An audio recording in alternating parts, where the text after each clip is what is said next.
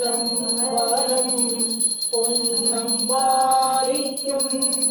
மேலும் இப்பூமிசை என் அன்பு ஆரிக்கும் ஆறு கண்டிருந்துர இன்னம் பாரிக்கும் இப்புறணியே.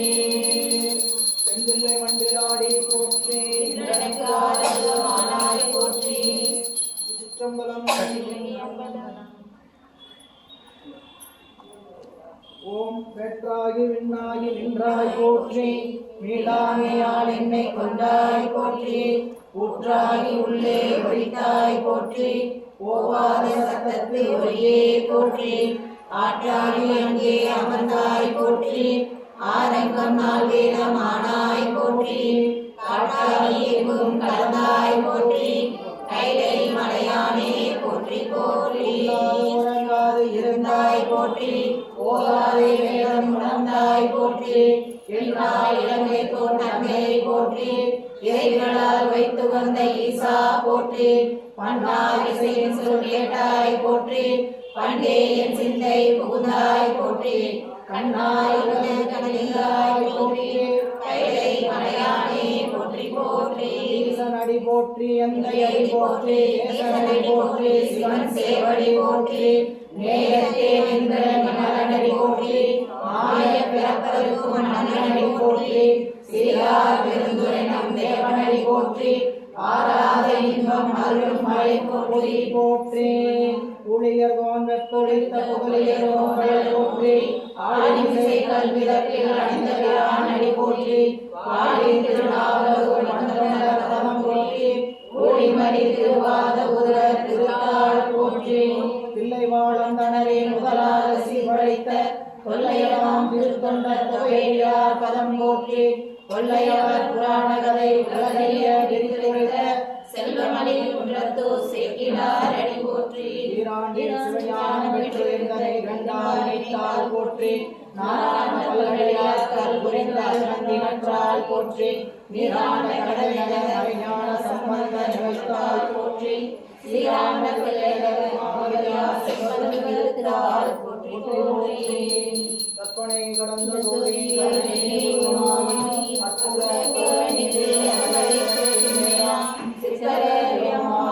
சிற்றம்பலத்துள் நின்று பொறுப்புடன் நடந்து செய்கின்ற உங்களல் போற்றி போற்றி. திருவையாரா போற்றி.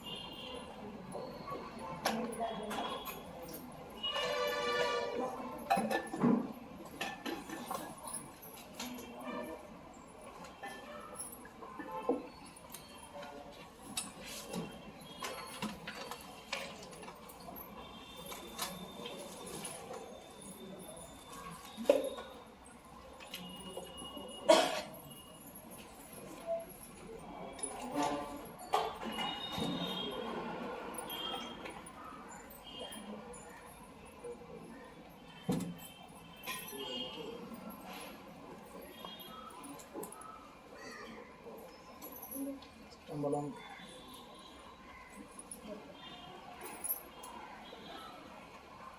திருச்சிற்றம்பலம். தென்னாடுடைய சிவனே போற்றி. ஏகம்பத்துரையந்தாய் போற்றி.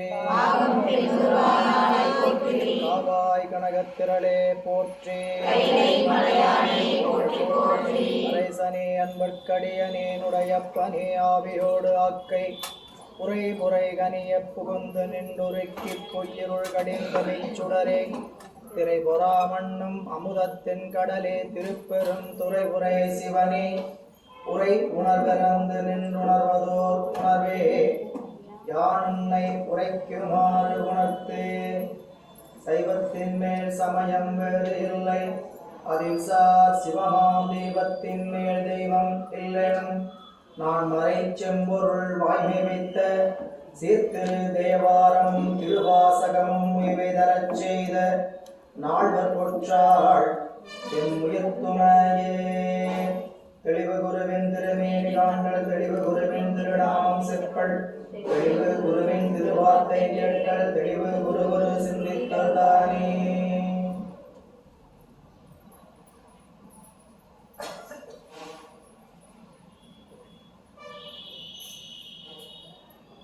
திருச்சிற்றம்பலம்.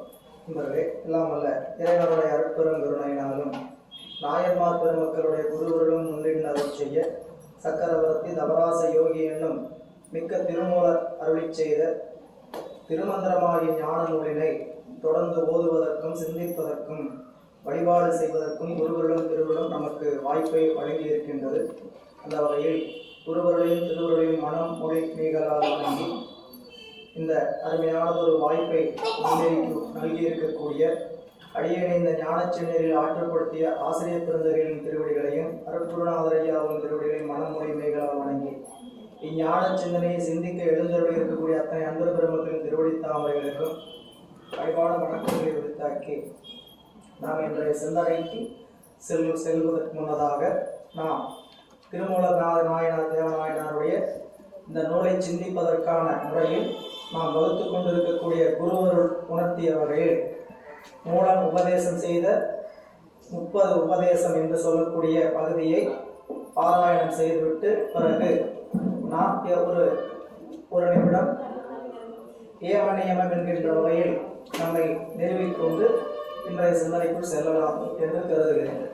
திருச்சிற்றம்பலம். விண்ணின்று எழுந்து வினைக்கீடாய் மேற்கொண்டு தன் நின்றத்தாலே தலைவின் காவல் முன்வைத்து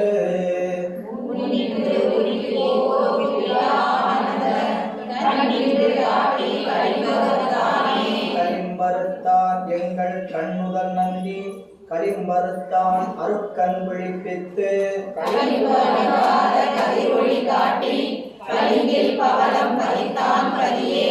பசு பாசம் எனப் பகர் மூன்றில் பதியினை போல் பசுவாசம் மனாதே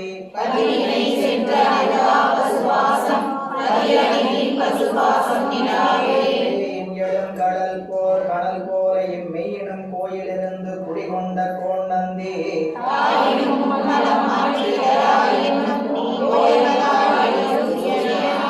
சூரியகாந்தமும் சூழ் பஞ்சும் போலவே சூரியகாந்தம் சூழ் பஞ்சை சுட்டிடா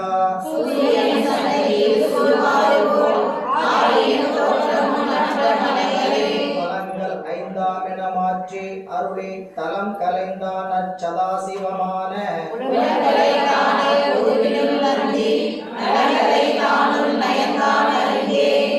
அறிவு ஐம்புறனுடனே நான்றதாகி நெறி அறியாதுற்ற நீராளம் போல்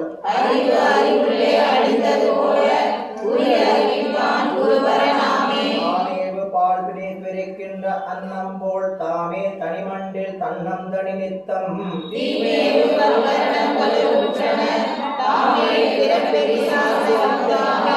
வித்தை கெடுத்து வியாக்கரத்தே மிக சுத்த துரியம் பரந்து துடக்கர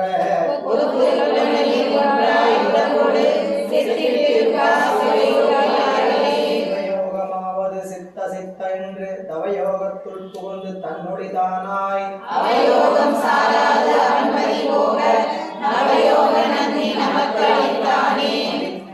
அளித்தான் உலகெங்கும் தானான உண்மை அளித்தான் அமரறியா உலகம்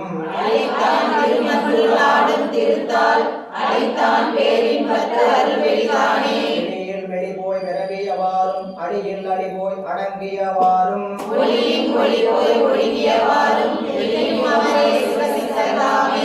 சிவலோகம் இங்கே தரிசித்தோர் சத்தமும் சத்தமும் தம்முக் கொண்டோர்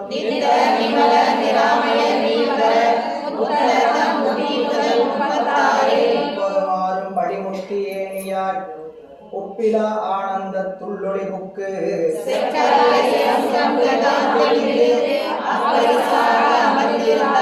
இருந்தார் சிவமா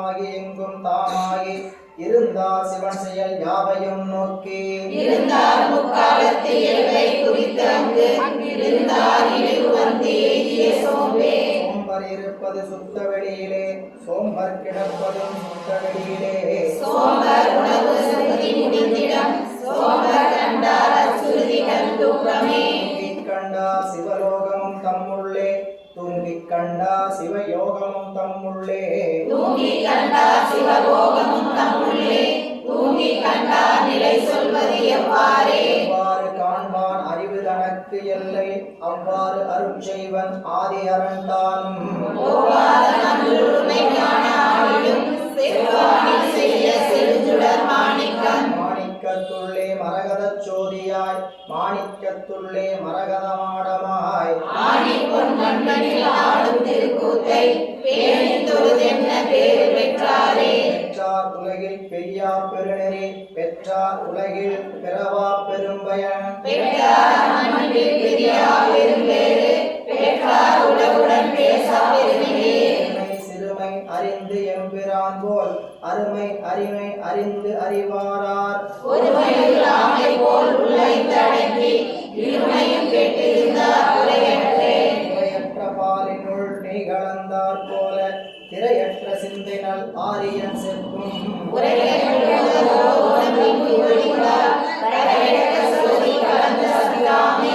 முதலைந்தும் தன்வழித்தான் சாரில், சித்துக்கு சித்தன்றி சேர்விடம் வேர் உண்டோ. சுத்தவெளியில் சுடரில் சுடர் சேரும், அர்த்தம் இது குறித்த ஆண்டுகள் அப்பிலே. அப்பினில் கூர்மை ஆதித்தன் வெம்மையார், உப்பெனப் பேர் பெற்று உரு செய்த அவ்வுரு. அப்பிலில் கூடிய அது ஒன்றாகுமாறு போல், செப்பினின் ஜீவன் சிவத்துள் அடங்குமே. அடங்கு பேரண்டத்து அணு அண்டம் சென்று அங்கு இடம் கொண்டதில்லை, இது அன்றி வேறு உண்டோ. கடந்தொரு நின்றவழி கரைத்தானே, இடம்பெறென்றான் திருவடிதானே. திருவடியே சிவமாவது தேரில், திருவடியே சிவலோகம் சிந்திக்கில். திருவடியே சிறுத்தைகள் செப்பில், திருவடியே தஞ்சம் புல் தெளிவார்க்கே. தெளிவு குருவின் திருமேனி காண்டல், தெளிவு குருவின் திருநாமம் செப்பல். தெளிவு குருவின் திருவார்த்தை கேட்டல், தெளிவு குரு குரு சிந்தித்தல் தானே. தானே புலனைந்தும் தன் வசம் ஆயிடும், தானே புலன் ஐந்தும் தன் வசம் போயிடும். தானே புலனைந்து தன்னின் மடைமாறும், தானே தனித்து எம்பிரான் தனை சந்தித்தே. சந்திப்பது நந்திதம் திருத்தாளினை, சிந்திப்பது நந்தி செய்ய திருமேனி. வந்திப்பது நந்தி நாமம் வாய்மையார், புத்திக்குள் இருப்பது நந்தி பொற்பாதமே. போதம் தரும் எங்கள் புண்ணிய நந்தியை, போதம் தனில் வைத்து புண்ணியர் ஆயினார். நாதன் நடத்தால் நயனம் கலிகூர், வேதம் தூக்கிட போயடைந்தார் பின்னே. சம்பளம். நண்பர்களே, ஒரு நிமிடம் அனைவரும் அவரவர்களுடைய சிந்தனையை ஒருமித்த முகமாக இங்கே வைத்துக்கொண்டு, உங்களுடைய தொடர்புகளை எல்லாம் சிந்தனைகளை எல்லாம் நீக்கிக் கொண்டு அமருமாறு அன்போடு வேண்டுகின்றோம்.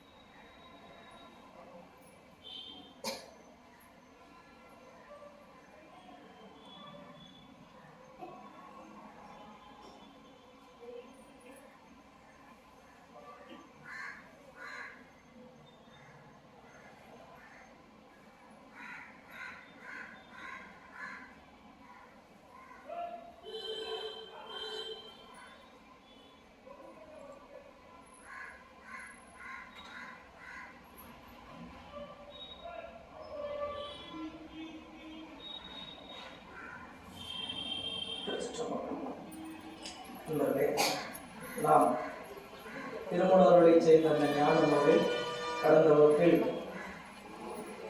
அவையடக்கம் என்கின்ற பகுதி பார்த்து திருமந்திரத்தினுடைய தொகை சிறப்பை பார்த்து நிறைவு செய்திருக்கக்கூடிய நிலையில் இன்று வரிசைப்படி 101வது பாடல் குருமட வரலாறு பாடல் எண் 101 திருச்சிற்றம்பலம்.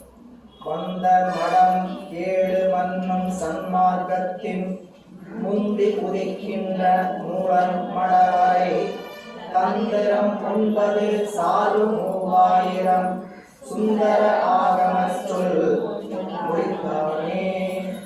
இப்போ தன்னுடைய குரு பரம்பரை எவ்வாறு தொடர்கிறது என்று காட்டுகிறார் நாயனார். மூலன் பாடிய 3000 பாடலுடைய இந்த தமிழ் நூல், எத்தனை பாடல் பாடினார்? 3000 பாடல் பாடிய இந்த தமிழ் நூல் நந்தி பெருமான் என்ன உணர்த்தி இருக்கிறாரோ அந்த பொருளை உடையது. அதனால் நாள்தோறும் இதனை பொருளுணர்ந்து ஓதுவோர் முக்கடவுளாகிய சிவபெருமானை அடைவார் என்று காட்டிய நிலையில இப்ப இந்த பாடல்ல வந்த மடம் 7 மண்ணும் சன்மார்க்கத்தின், வந்த மடம் 7 அப்படின்னா திருமூல தேவநாயனார் அவரோடு பயின்ற மாணவர்கள் எல்லாம் சேர்ந்து 7 மடங்களை சன்மார்க்கத்தை சொல்வதற்காக நிறுவி இருக்கிறார்கள் என்று ஒரு குறிப்பை தருகிறார் திருமூலர். கைலாய பரம்பரையில வந்த 7 மடங்களும் சன்மார்க்கத்தை போதிப்படவாம். இந்த 7 மடம் என்னென்னங்கிற குறிப்பை உரையாசிரியர் கொடுக்கல. ஆனா திருமூலருடைய மரபுக்குரிய மடம் நமக்கு தெரியாது. நமக்கு தெரிந்திருக்கக்கூடிய திருக்கைலாய பரம்பரை மடம்னா திருவாவடுதுறை ஆதீன திருக்கைலாய பரம்பரை மடம், தர்மயாதீன திருக்கைலாய பரம்பரை திருவாவடுதுறை ஆதீனம், வேளாக்குறிச்சி போன்ற ஆதீனங்கள்லாம் நமக்கு மடங்கள். அதுக்கு பின்னாடி கிளைகளையாக நிறைய வந்திருக்குங்க. இங்க திருமூலர் அவர் சொன்ன 7 மடம் எதுங்கிறது தெரியல, குறிப்பில்லை. ஆனா அவருடைய வழி வழியா வந்த மரபு இப்போ தமிழகத்துல மடம் அதுக்கான இல்லை. இது இல்லாம கோலகி சந்தானம் ஒன்று இருக்கு. அந்த கோலகி சந்தானம் என்பது திருமூலருடைய மரபாக இருக்கலாம் என்று ஒரு குறிப்பு சொல்றாங்க. அந்த வகையில இந்த கைலாய பரம்பரை 7 மடம் வந்துச்சு. அந்த 7 மடங்களும் சன்மார்க்கத்தை போதிப்பது. மார்க்கம் 4 மார்க்கம்: உத்தர மார்க்கம், சகமார்க்கம், தாசமார்க்கம், சன்மார்க்கம். எப்படி 4 வகை நெறி நாம படிக்கிறோம். சரியை கிரியோ ஞானம் என்பது போல இறைவனிடத்துல நாம் எப்படி நிற்கலாம்? அவன் தந்தையாக எண்ணி நாம பிள்ளையாக எண்ணி அவன்கிட்ட அன்பு செலுத்தலாம். இறைவனை அப்பா அம்மா நினைச்சிட்டு நம்ம திரும்பி அன்பு செலுத்தணுமா? அந்த மார்க்கத்துக்கு பேரு சத்புத்திர மார்க்கம். அந்த புத்திர மார்க்கத்துக்கு பேரு சத்புத்திர மார்க்கம். அதுவே இறைவன் ஆண்டான், நான் அடிமை நினைச்ச அவன்கிட்ட பழகினீங்கன்னா எப்படி வேணா 4 நெறியை நமக்கு காட்டி இருக்கிறாங்க. ஞானசம்பந்த பெருமான் சத்புத்திர மார்க்கத்தில் நின்னான்னு காட்டுறாங்க. அதே மாதிரி திருநாவுக்கரசு பெருமான் தாச மார்க்கம் என்று சொல்லக்கூடிய அடிமை நெறி. அவர் ஆண்டான், நான் அடிமை. அடுத்தது நம்மளுடைய நம்பியாரோட சகமார்க்கம் என்று சொல்லக்கூடிய தோழமை நெறி. அவர் என்னுடைய நண்பன், நான் அவரும் ஒன்றுங்கிற நிலையில காட்டுவது. அடுத்ததாக காட்டக்கூடிய நிலை இறைவனிடத்துல கலந்து நிற்கக்கூடிய சன்மார்க்க நெறி. இது உங்களுக்கு ஒரு உதாரணம் சொன்னா விளங்கும். ஒரு வங்கியில கடன் வாங்குவதற்காக முதல் செல்றோம். சரிங்களா? வீட்டுக்கு கடன் வாங்கணும், வீடு கட்டணும் அப்படிங்கிறதுக்காக கடன் வாங்குறதுக்காக வங்கிக்கு போகிறோம். போன போது புதுசாக எப்படி இருக்கும்? பழக்கம் இருக்காது. அங்கே நில்லுங்க, இங்கே நில்லுங்க, அங்கே பாருங்க, அவரை பாருங்கன்னு அப்படி இப்படி நம்ம என்ன பண்ணுவாங்க? அதை கழிப்பாங்க. சரிங்களா? இது பக்குவம் மாறாத காலத்தில் அங்கே போய் நம்ம அதை பற்றி நம்ம தெரியாமல் அனுபவிக்கக்கூடிய இடர்பாடு. குழந்தை பருவம் அப்படித்தான். வளர்கின்ற காலத்தில் இதை செய்யலாம், அங்கே செய்யலாம், இங்கே செய்யலாம். அங்கே குழந்தை வளரும்போதுன்னு சொல்லுவாங்க, அங்கே நிற்காத, இங்கே நிற்காத, அங்கே போகாத, இங்கே வராது அப்படின்னு என்ன பண்ணுவாங்க? அதை வளர்த்து கொண்டே இருப்பாங்க. நீ அடுத்த கட்டம் என்னன்னு கேட்டீங்கன்னா, அவர் ஒரு வங்கியில் அதற்கான முதல் பரிசீலனையில் அவருக்கு கொடுக்கலாம், கடன் கொடுக்கலான்னு பரிசீலனை பண்ணி முதல் கடன் கொடுத்துட்டாங்க. சரிங்களா? இந்த முதல் கடன் கட்டுற வரைக்கும் எப்படி இருப்பார்னு கேட்டிங்கன்னா, இந்த வங்கிக்கு ரொம்ப கடமைப்பட்டு இருப்பார். சரியா கட்டணும், சரியா இருக்கணும், இந்த வங்கிக்கு நம்ம எப்படி இருக்கணும், ரொம்ப நியாயமா இருக்கணும், நம்ம அப்பதான் நல்ல பேர் எடுத்து அடுத்த கடன் என்ன பண்ண முடியும், மீண்டும் கடனை வாங்க முடியும். என்ன பண்ணுவாங்க, வங்கிய முதலாளிய தலைவராகவும் தன்னையே அந்த தலைவனுக்கு ஆளாகவும் நினைச்சிட்டு வங்கியில பழகுவாங்க. முதல் கடன் கட்டிட்டாங்க, அடுத்த தடவை உங்களுக்கு எப்போ வேணும்னா வாங்க, என்ன வேணா வாங்கிக்கங்க அப்படின்னு சொல்லி உங்களுக்கு எவ்வளோ வேணும் லோன் வாங்கிக்கங்க அப்படின்னு என்ன பண்ணுறாங்க, கடன் விரிவாக்கப்படுகிறது. அவர் போன பெண்ணை நேரம் போன மாதிரி அங்கெல்லாம் உட்காந்துட்டுலாம் பார்க்க வேண்டியதில்லை. என்ன பண்ணுறா, நேரம் போய் பார்த்தாரு, தோழமை நெறி வந்தாச்சு, போய் உள்ளே போய் பழக்கமாக உட்காந்து பண்ணிட்டாரு. இப்போ இவர் என்ன ஆயிட்டாருன்னு கேட்டீங்கன்னா, அந்த வங்கியில வந்து ஒரு முக்கியமான உறுப்பினர் அடுத்ததாக இப்போ 3வது நெறி தோழமை நெறி. வங்கியில எங்க வேணா போவார், எப்படி வேணா மேனேஜர் எப்படி வேணா பழகிட்டு இருந்தது. என்ன ஆயிட்டான்னு கேட்டீங்கன்னா, வங்கி அடுத்த கட்டம் என்ன ஆயிட்டுன்னா, இவர் நல்ல ஒரு கஸ்டமர், இவர் விடவே கூடாது. என்ன பண்ணிடுறான்னு கேட்டீங்கன்னா, எந்த ஒரு அறிவிப்பா இருந்தாலும் அவருக்கு தெரிகிற மாதிரி பழக்கமாயிடுச்சு. 4வது நெறி காதல் நெறி. காதல் என்னங்க, அவர் தலைவன் நான் தலைவி, தலைவனுக்கு தெரியாம தலைவி எதுவும் செய்யக்கூடாது, தலைவிக்கு தெரியாம தலைவன் எதுவும் செய்யக்கூடாதுங்கிற மாதிரி வங்கி என்ன ஆயிடுச்சுன்னு கேட்டீங்கன்னா, என்ன பண்ணிடுச்சு, எந்த ஒரு அறிவிப்பு இருந்தாலும் அவருக்கு சொல்ல ஆரம்பிச்சு. இவ்வளவுதாங்க 4 நெறி. சைவ நெறியில 4 நெறி காட்டப்படுகிறது. இறைவனை நாம் தந்தையாக எண்ணிக்கொள்ளலாம், தாயும் தந்தையுமா. இறைவனை எனக்கு எஜமானாக எண்ணிக்கொள்ளலாம், இறைவனை என்னுடைய நண்பனாக எண்ணிக்கொள்ளலாம், இறைவனை என்னுடைய அன்புக்குரியவனாக எண்ணிக்கொள்ளலாம். இந்த 4 நெறி தான் சத்புத்திர மார்க்கம், தாச மார்க்கம், சக மார்க்கம், சன்மார்க்கம். இதில் 4வது சொல்லக்கூடிய நெறி தான் உயர்ந்த நெறி. ஏன்னு கேட்டீங்கன்னா, மற்ற 3 நெறியில அந்த தலைவனோடு கலந்து நிற்க முடியாது. சரிங்களா, மற்ற வங்கியில போனோம்னு வச்சுக்கங்க, மற்ற 3 பேருக்கு இருக்கிற உரிமையோட 4வது இருக்கிறதுக்கு எப்படிப்பட்ட உரிமை, எதையா இருந்தாலும் அவங்களோட கலந்துக்கிற அளவுக்கு ஒரு உரிமை இருக்குது. அப்போ ஒரு மனைவி தலைவி அப்படின்னா தலைவன் எப்படி இருப்பாங்க, எல்லாவற்றையும் பகிர்ந்து கலந்து நிற்பார்கள். அதனால இந்த சன்மார்க்கம் என்று சொல்லக்கூடிய நெறிக்கு மிக உயர்ந்த இடத்தில் இருப்பது ஞான மார்க்கம்.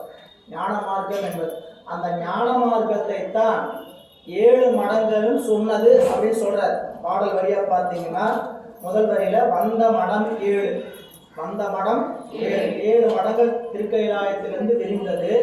அந்த 7 மடங்கள்ல மண்ணும் சன்மார்க்கத்தின் அப்படின்னா அவற்றுள்ளே முன்னே தோன்றிய சன்மார்க்கத்தை போதிப்பனவாம்.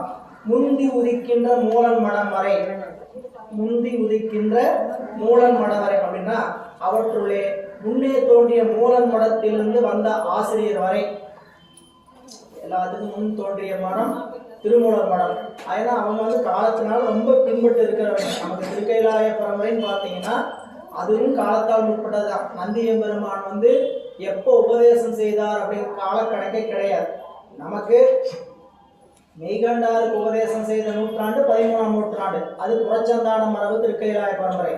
அகச்சந்தான மரபு எப்போ தோன்றுச்சு, எப்போ தொடங்கி ஆரம்பிச்சதுங்கிறது கணக்கு இல்லாது தொன்று தொட்டு இருக்கக்கூடிய திருக்கைலாய பரம்பரை. அதனால சொல்றார், அதுல முன்னே தோன்றிய மூலன் மடத்திலிருந்து வந்த ஆசிரியர்கள் எல்லாம் என்ன பண்ணாங்க, தந்திரம் 9 சார்பு 3000 அவர்கள் செய்த நூல் வகை செய்யப்பட்ட 9 தந்திரங்களையும் அவற்றில் கூறப்படும் 3000 மந்திரங்களும் நந்தி ஆகமத்தை திருமூலருக்கு மொழிந்தார். ஆகமங்களை 9 தந்திரங்களாக நம்மளுடைய நாயனார் செய்தார். 9 தந்திரமாகவும் 3000 பாடல்களுமாக செய்யப்பட்டது திருமூலர். அதை சொல்லி சுந்தர ஆகம சொல்மொழிந்தான். அழகிய ஆகமங்களில் சொன்னவற்றை எடுத்து கூறினார். நாயனார் ஆகமத்தில் சொல்லப்பட்ட செய்திகளை எடுத்து திருமந்திரத்தில் சொல்லி இருக்கிறார் என்ற குறிப்பை குருமட வரலாறு. இது பார்த்தீங்கன்னா இந்த குருமட வரலாறுங்கிறது திருமூலர் சொன்ன மாதிரி பாடல் தெரியல. இதெல்லாம் தான் இடைச்சர்கள் வந்திருக்கலாம் என்ன தோணுது. ஏன்னா சுந்தர அவர் பாடல் முடிவது எப்படி முடிக்கிறார் பாருங்க, சுந்தர ஆகம சொல் மொழிந்தானே. சுந்தர ஆகம சொல் மொழிந்தானேனா அழகிய ஆகமங்கள்ல சொல்லப்பட்டு இருக்கக்கூடியவற்றை எடுத்து கூறினார். மொழிந்தானே, மொழிந்தேனேனா வேறு, மொழிந்தானேனா வேறு. இவர் பாடல் என்ன பாடிக்கணும், மொழிந்தேனே பாடணும் புரியல. ஆனா அவர் பாட்டு என்ன வச்சிருக்கிறாரு கேட்டீங்கன்னா மொழிந்தானே. அப்ப இது என்ன கேட்டீங்கன்னா வேறு ஒருத்தர் வந்து இந்த குருமட வரலாறு எப்படி வந்தது, நம்ம நாயனார் சொல்லியிருந்தாங்க கண்டிப்பா குருமட வரலாறு என்ன ஆச்சுன்னு சொல்லியிருக்கணும். அது இவங்க பின்னாடி வந்தவங்க சொன்னங்காட்டி இது இடையில வந்து செருகப்பட்ட பாடல்களாக இருக்கலாம்.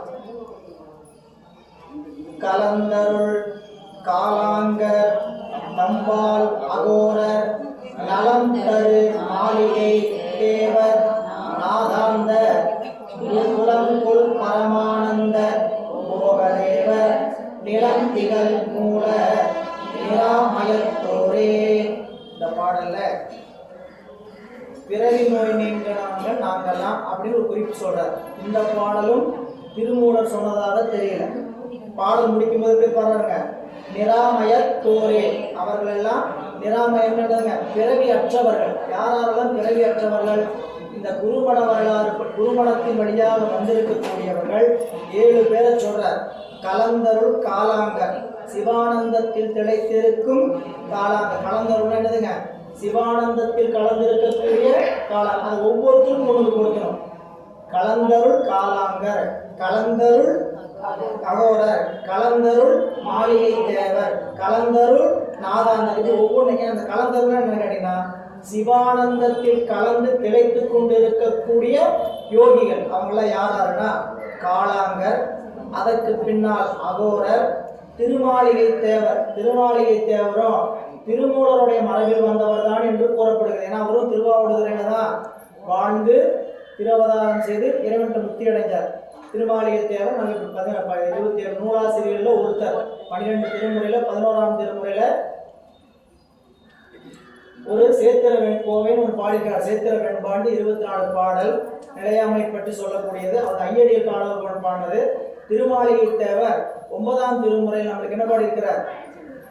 திருவிசைப்பா பாடினது அவர் முதல் பதிவுமே அவருடையதான். ஒளிவளர் விளக்கு என்று சொல்லக்கூடிய திருவிசைப்பா. எனவே திருமாளிகை தேவர், நாதாந்தர் என்று சொல்லக்கூடியவர், அப்புறம் பரமானந்தர், போகதேவர், போகர் என்று சொல்லக்கூடியவர், நிலந்திகள் மூலர், இந்த பூமிக்கு வந்து உலகில் விளங்கி இருக்கும் திருமூலர் ஆகிய 7 பேரும் பிறவி நோயற்ற சித்தர்களாம். பிறவி நிராமயம், ஆமயம்னா நோய், ஆமயம் என்ற சொல்லுக்கு நோய். அதான் அப்பர் சுவாமிகள் ஆமயம் தீர்த்து அடியேனே ஆண்டவன். சுவாமின்னா ஆமயம் தீர்த்து அப்படின்னா நமக்கு நோய் தீர்த்து ஆண்டவன். நிராமயம்னா நோய் அற்றவர். யாரெல்லாம் நோயற்றவர்? இந்த மூலர் முதலிய 7 பேரும் நோயற்ற தன்மை. எந்த நோயற்ற தன்மை பெற்றிருக்கிறாங்க கேட்டீங்கன்னா பிறவியாகிய நோயற்ற தன்மையை பெற்றிருக்கிறார்கள்.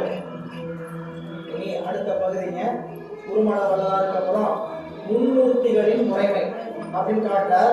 மும்மூர்த்திகள் என்கின்ற முறைமையை காட்டுகின்ற இடத்துல நம்ம பார்க்க வேண்டிய இந்த மும்மூர்த்திகள் யார்? நிறைய பேருக்கு இந்த ஒரு ஐயம் வரும். 3 பேர்ல யாரெல்லாம் இருக்கிறாங்க? திருமால், பிரம்மன், ருத்திரன். ஆனா அதை எல்லாரும் என்ன நினைச்சிட்டு இருப்போம்னு கேட்டீங்கன்னா சிவன் நினைச்சிட்டு சிவபெருமானோடு ஒத்து நினைச்சிட்டு இருப்போம்.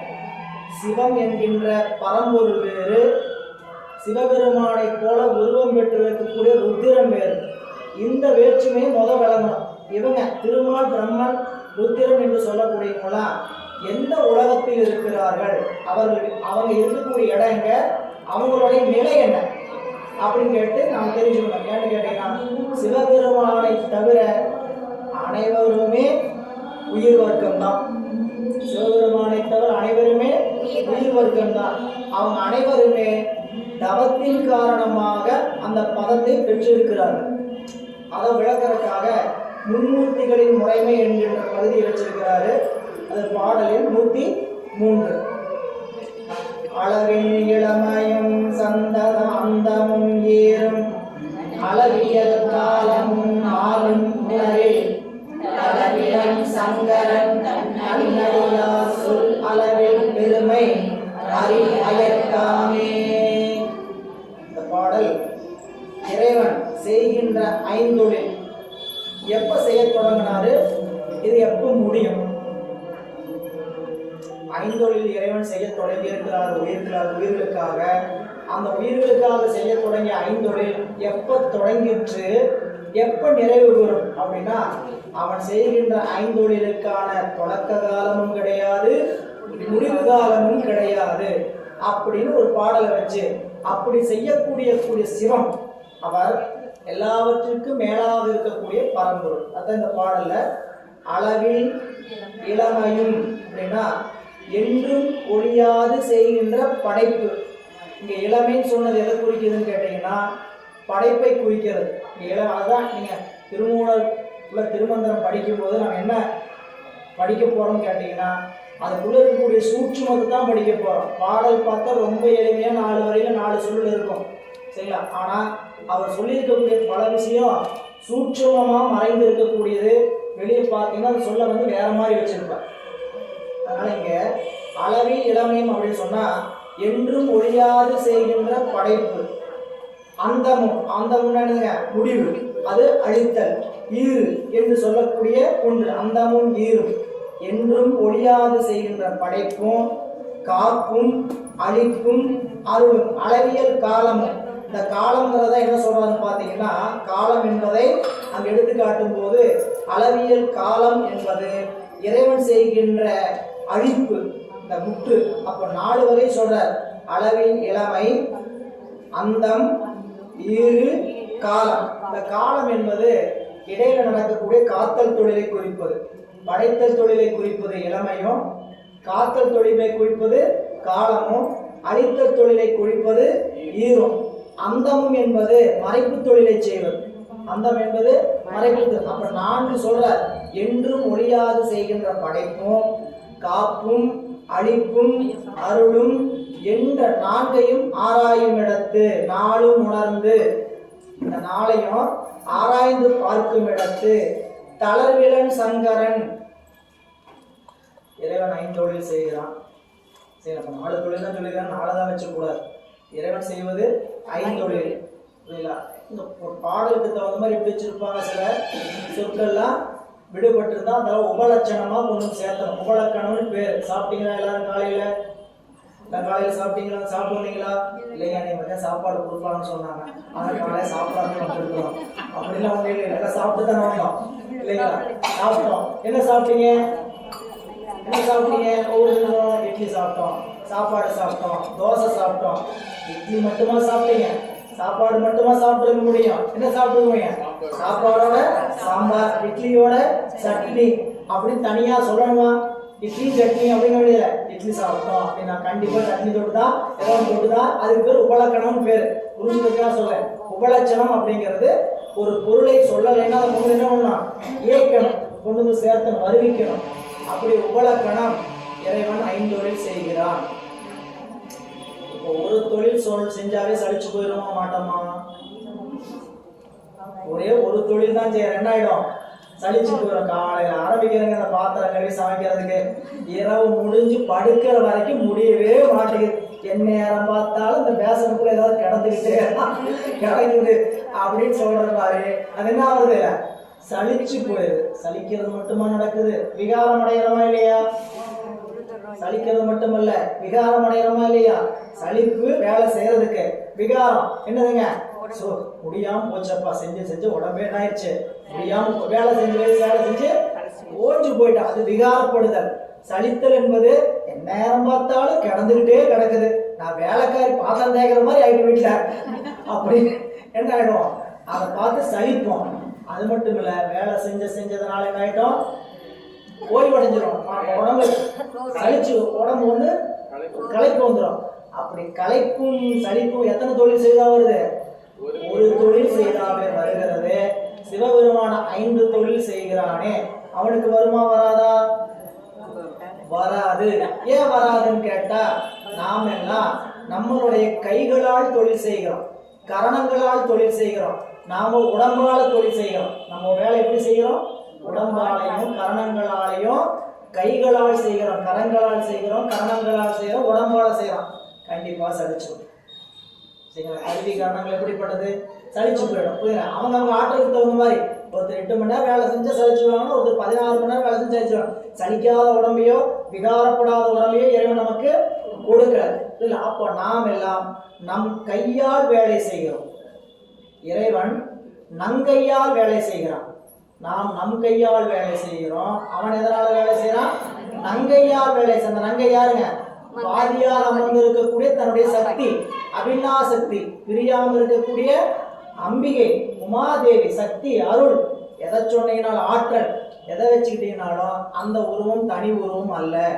நல்லா புரிஞ்சுக்கணும். சிவம் வேறு சக்தி வேறு இல்லவே இல்லை.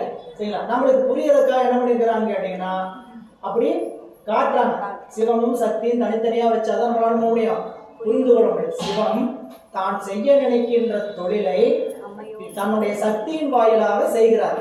சரிங்களா? இப்போ நாம ஒரு தொழில் செய்யறோம். நம்ம தொழிலை யார் வாயில செய்யறோம்? நாமளா செய்யலாம். புரியல? நம்மளுக்கு ஒரு 10 பேர் இருந்தாலும் நம்ம சக்தியின் வாயிலாக. சக்தி நடந்துங்க பிடிச்சவங்களை தாடுறதா இல்லை, சொல்றதும் கூட சக்தி தான்.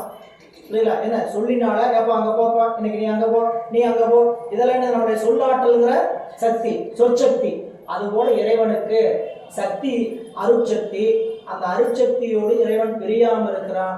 நாம் எல்லாம் நம் கையால் வேலை செய்கிறோம், இறைவன் நங்கையால் வேலை செய்கிறான். தன்னுடைய சக்தியாகிய அருளாற்றலின் வழியாக வேலை செய்யணுங்க. அவர் தொழில் செய்கிறார். அப்படி தொழில் செய்வதனால் அவர் என்ன ஆகுறதில்ல, களைப்படைகிறதில்ல, சலிப்பதில்லை. இல்ல, அதுக்கு பேர் சங்கற்ப மாத்திரை. அதுக்கு பேர் என்னதுங்க? சங்கற்பம். இது இப்படி ஆகட்டும், இது இவ்வாறு நடக்கட்டும் அப்படின்னு இறைவன் என்ன பண்றாருங்க? சங்கற்பம். இதுக்கு ஒரு உதாரணம் நீங்க சொல்லணும்னா, ஒரு நிறுவனம் நடக்குது. அந்த ஒரு நிறுவனத்துல நாம தொழில் செய்யறது நம்ம மனைவி 2 பேர் மட்டும்தான் அந்த நிறுவனத்துல தொழில் செஞ்சுக்கிட்டு இருக்கிறோம் அப்படின்னா, அந்த நிறுவனத்துல தொழில் செய்யறது நாமளே தான் செய்யணும். உடம்பு என்ன ஆயிரும்? தினமும் ஒரு 500 கிலோ இல்லது அந்த கட்சி படிக்கிறேன், பை அடிக்கிறேன், இதே சொல்றீங்களே, ஒரு 100 பை அடிப்பேங்க, அவர் ஒரு 150 பை அடிப்பாருங்க, 250 பை அடிப்போம். எவ்வளோ ஆச்சு? 250 பை அடிச்சோன்னா அப்படியே ஆயிடும், சோர்ந்து போயிடும். 250 பை தான் நம்ம 2 பேரும் சேர்ந்து அடிச்சிருக்கிறோம். என்னாச்சு? தொழில் நிறைய வர ஆரம்பிச்சிச்சு. ஒரு 10 தையல் மிஷின் வாங்கி போட்டாச்சு, ஒரு 10 பேரை வேலைக்கு சேர்த்தியாச்சு. சரிங்களா? 10 தையல் மிஷின் வாங்கி போட்டு 10 பேரை வேலைக்கு சேர்த்தியாச்சு. மனைவி என்ன பண்றாங்க? நிர்வாகத்தை பார்க்குறாங்க. கணவன் என்ன பண்றாரு? வெளியே ப்ரொடக்ஷன் வெளியே செலுத்தி பணம் வாங்குறதுக்கு பார்க்குறாரு. இவர் என்ன பண்றாரு? கணவனும் மனைவியும் சேர்ந்து அந்த 10 பேரை இத்தனை சாயங்காலத்துக்குள்ள நீங்க எவ்வளவு தைக்கணும், இப்படி தைக்கணும் அப்படின்னு சொல்றாங்க. இப்போ 2500 பை வர ஆரம்பிச்சிச்சு. 2500 பை வருது.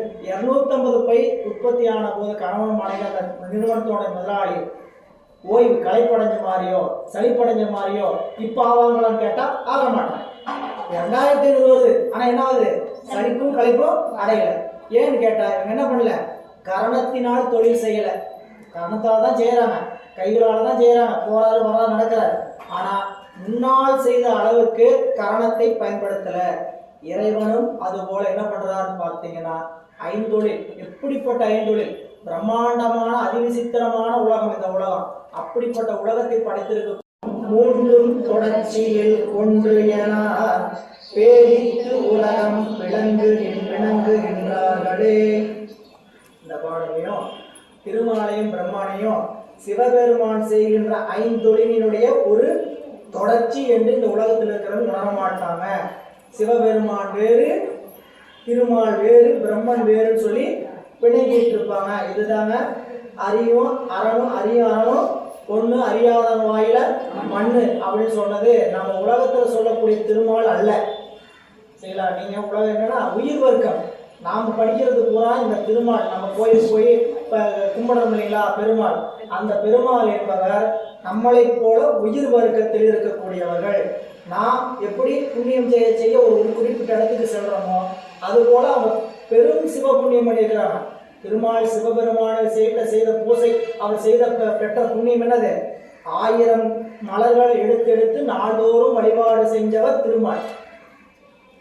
1000 தாமரை மலர்களை கொண்டு நாள்தோறும் சிவபெருமானுக்கு வழிபாடு செஞ்சு ஒரு நாள் ஒரு தாமரை குறையினால் கண்ணன் எடுத்து அப்பனாரு. அதனாலதான் அவருக்கு பேர் செந்தாமரை கண்ணனே பேர். அவருக்கு பேர் செந்தாமரை கண்ணன் வந்தது எதனால? இறைவன். அப்ப இவரே தலைவர் அப்படின்னா இவர் போய் என் சிவபெருமானை பூசிக்கணும், நாள்தோறும் பூசிக்கிறார். அப்படி பூசிக்கிறார்னா சிவம் தலைவன், இது உயிர் வர்க்கம் பூசணை. அப்படி பூசணை பண்ணிதான் இந்த பதத்தை பெற்றிருக்கிறார். என்ன பதங்க? படை காத்தல்ங்கிற அந்த உலகத்தையும் வைகுண்டங்கிற பதத்தையும் எப்படி படித்து பெற்றிருக்கிறார்? இறைவனால் பெற்றது. அப்படி பெற்றதுனால அவர்கள் உயிர் வர்க்கம், இறைவன் எல்லாவற்றையும் கடந்து இருக்கக்கூடிய சிவம். எனவே இந்த பாடலை சொல்றார் ஆதி பிரானும். ஆதி பிரான் என்பது யாவர்க்கும் முதல்வனாகிய சிவனும் அணி மணிவண்ணனும் அழகிய மணிவண்ணனமாகிய மாயோனும் ஆதிகாலத்து அலமிசையானும் முதல் தொழிலாகிய படைப்பனை செய்யும் பிரம்மனும் என்கின்ற வடிவங்களை ஆராயின் சோதிக்கில் ஆதி பிரானும், அதை யார சொல்றாருங்க? சிவனும் அணி மணிவண்ணனும் மாயோனாய திருமாலும் ஆதி கமலத்து அலமிசையானும் அவன் யாருங்க? பிரம்மனும் சோதிக்கில் நன்றாக நீங்கள் அதை பற்றி ஆராய்ந்த மூன்று வடிவங்களும் என்கின்ற வடிவங்களை ஆராய்ந்து பார்த்தீங்கன்னா மூன்றும் தொடர்ச்சியில் ஒன்று என்ன நாம உலகத்தில் இருக்கிறவங்க பிணைக்கி இருக்கிறவங்க சொல்ற இதெல்லாம் மூன்றும் தொடர்ச்சியில் ஒன்றுனா சிவம் இவர்களை கொண்டு படைத்தல் காத்தல் தொழிலாக நின்று அதை செய்கிறார். சிவம் தான் திருமாலாக நின்று காக்கிறார். சிவம் தான் பிரம்மனாக இருந்து படைக்கிறார். அதை அம்மூன்று வடிவங்களும் தொழிலீடு ஒன்று என்று அறியாமல் சிவபெருமான என்ன கடவுள்? அவர் எதற்குரிய கடவுள் படிக்கிறோம்? அவர் அழித்தல் கடவுள். இறைவன் அழித்தல் கடவுள். இவருக்கு திருமாலை என்ன சொல்றோம்? காத்தல் தொழில் அவருடைய தொழில். பிரம்மன்னா படைத்தல் தொழில் சொல்றோம். இப்ப பிரம்மனுக்கு எங்கேயாவது அழித்தல் தொழில் சொல்றோமா? திருமாலுக்கு எங்கேயாவது படைத்தல் தொழில் சொல்றோமா? இல்லை. அப்ப கண்டிப்பா இவங்கெல்லாம் சிவபெருமானோடு ஒன்றாக மாட்டார்களா அல்லவா? திருமால் எங்கேயாவது அழித்திருக்கிறான்னு பார்க்க முடியுமா? பார்க்க முடியும். அப்ப அழித்தல் கடவுள்னா என்னன்னு கேட்டீங்கன்னா அது சிவபெருமானே. அந்த சிவபெருமானம் ருத்ரன் என்று சொல்லக்கூடிய மற்ற உலகங்களை சந்தரிக்கின்ற திருமால்கள் ருத்ரன் கிடையாது. அதெல்லாம் சிவஞான போதம் முதல் உறுப்பா படிச்சவங்களுக்கு எல்லாத்துக்கும் தெரியும். முதல் உறுப்பால காரணர் பலர். எப்படிப்பட்ட சங்காரம்? அவங்களா செய்யக்கூடியது ஏகதேச சங்காரம். அவங்க எதை அழிக்கலான்னு கேட்டீங்கன்னா ஒரு பகுதியை, உலகத்தினுடைய ஒரு பகுதியை அழிக்கலாமே தவிர அவர்களுக்கு முற்றளிப்பு சொல்லக்கூடிய மகா சங்காரத்தை செய்வதற்கு அதிகாரம் கிடையாது. ஒரு நிறுவனம் இருக்கு, அந்த நிறுவனத்துக்கு பல கிளைகள், ஏபிசி யூனிட், பல யூனிட் இருக்குது. ஒவ்வொரு யூனிட்டுக்கும் தனித்தனி காவலாளர் இருக்கிறாங்க. இல்லைங்களா? இன்னைக்கு குடியரசு தினம், என்ன பண்ணுங்க, விடுமுறை விட்டுருங்க. நேற்று தடவை என்ன பண்ணிருங்க, நிறுவனத்தை கூட்டிட்டு கொண்டு வந்து அவன் சாவி கொடுத்துட்டு போயிடும் முதலாளி சொல்லிட்டார். இந்த நிறுவனத்தில் இருக்கக்கூடிய ஏ யூனிட்ல இருக்க நிறுவனத்தில் இருக்கக்கூடிய காவலாளி போய் பி யூனிட்டை கூட்ட முடியுமா? பி யூனிட்ல இருக்கிறவங்க ஏ யூனிட்டை கூட்ட முடியுமா? அவருக்கு என்ன அதிகாரம்? ஏ யூனிட்டை கூட்டிட்டு பேசாம கொண்டு சாவியை கொடுக்கணும், முதலாளிக்கு கொடுங்க. இந்த ஏபிசி யூனிட் மாதிரி தான் திருமால், பிரம்மன், இந்திரான்லாம்.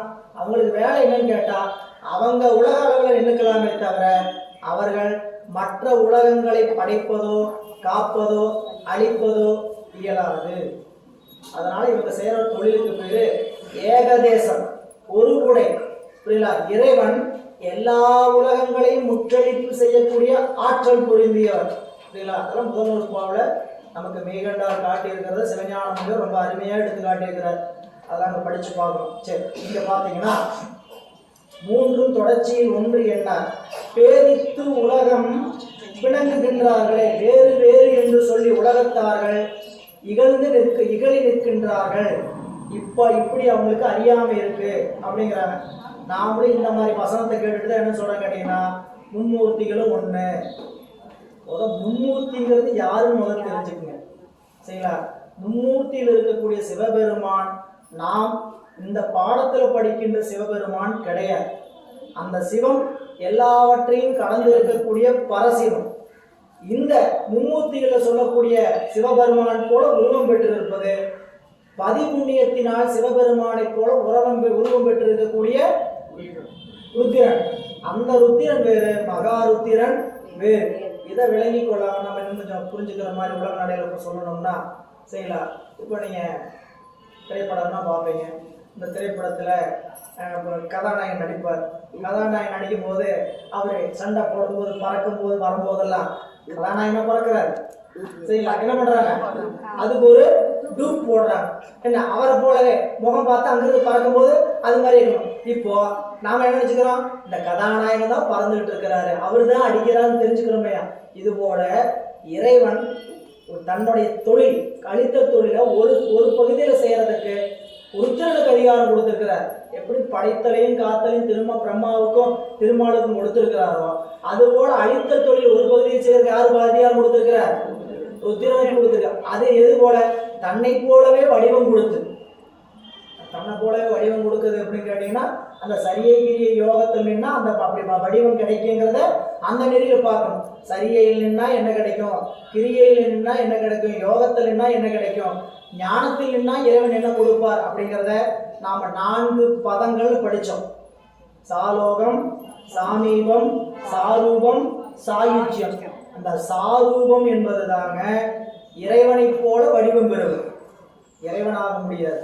நீங்கள் பெரிய புராணத்தை படிச்சீங்கன்னா அதில் சிலர் படிச்சிருப்பீங்க. அதில் திருக்கைலாயத்தினுடைய சிறப்பை சொல்லிட்டு வருவார் தெய்வ சேக்கிழார் பெருமான். அங்கே சொல்லும்போது திருக்கைலாயத்தை காவல் காக்கின்ற நந்தியம் பெருமான் இருக்கிறாரு. அந்த உலகத்தில் திருக்கைலாயத்தில் எப்படிப்பட்டவங்களாம் இருக்கிறான்னு கேட்டால் 40 தோழர், முக்கண்ணர், அநேகர். 40 தோழர், முக்கண்ணர், அநேகர். 3 கண்ணும் 4 தோல் இருக்கிறவங்க எத்தனை பேர் இருக்கிறாங்க, அநேகம் பேர் இருக்கிறாங்க. அப்படி இருக்கிறவர் யாரு, 4 தோளும் 3 கண்ணும் உடையவர் யார், சிவன்.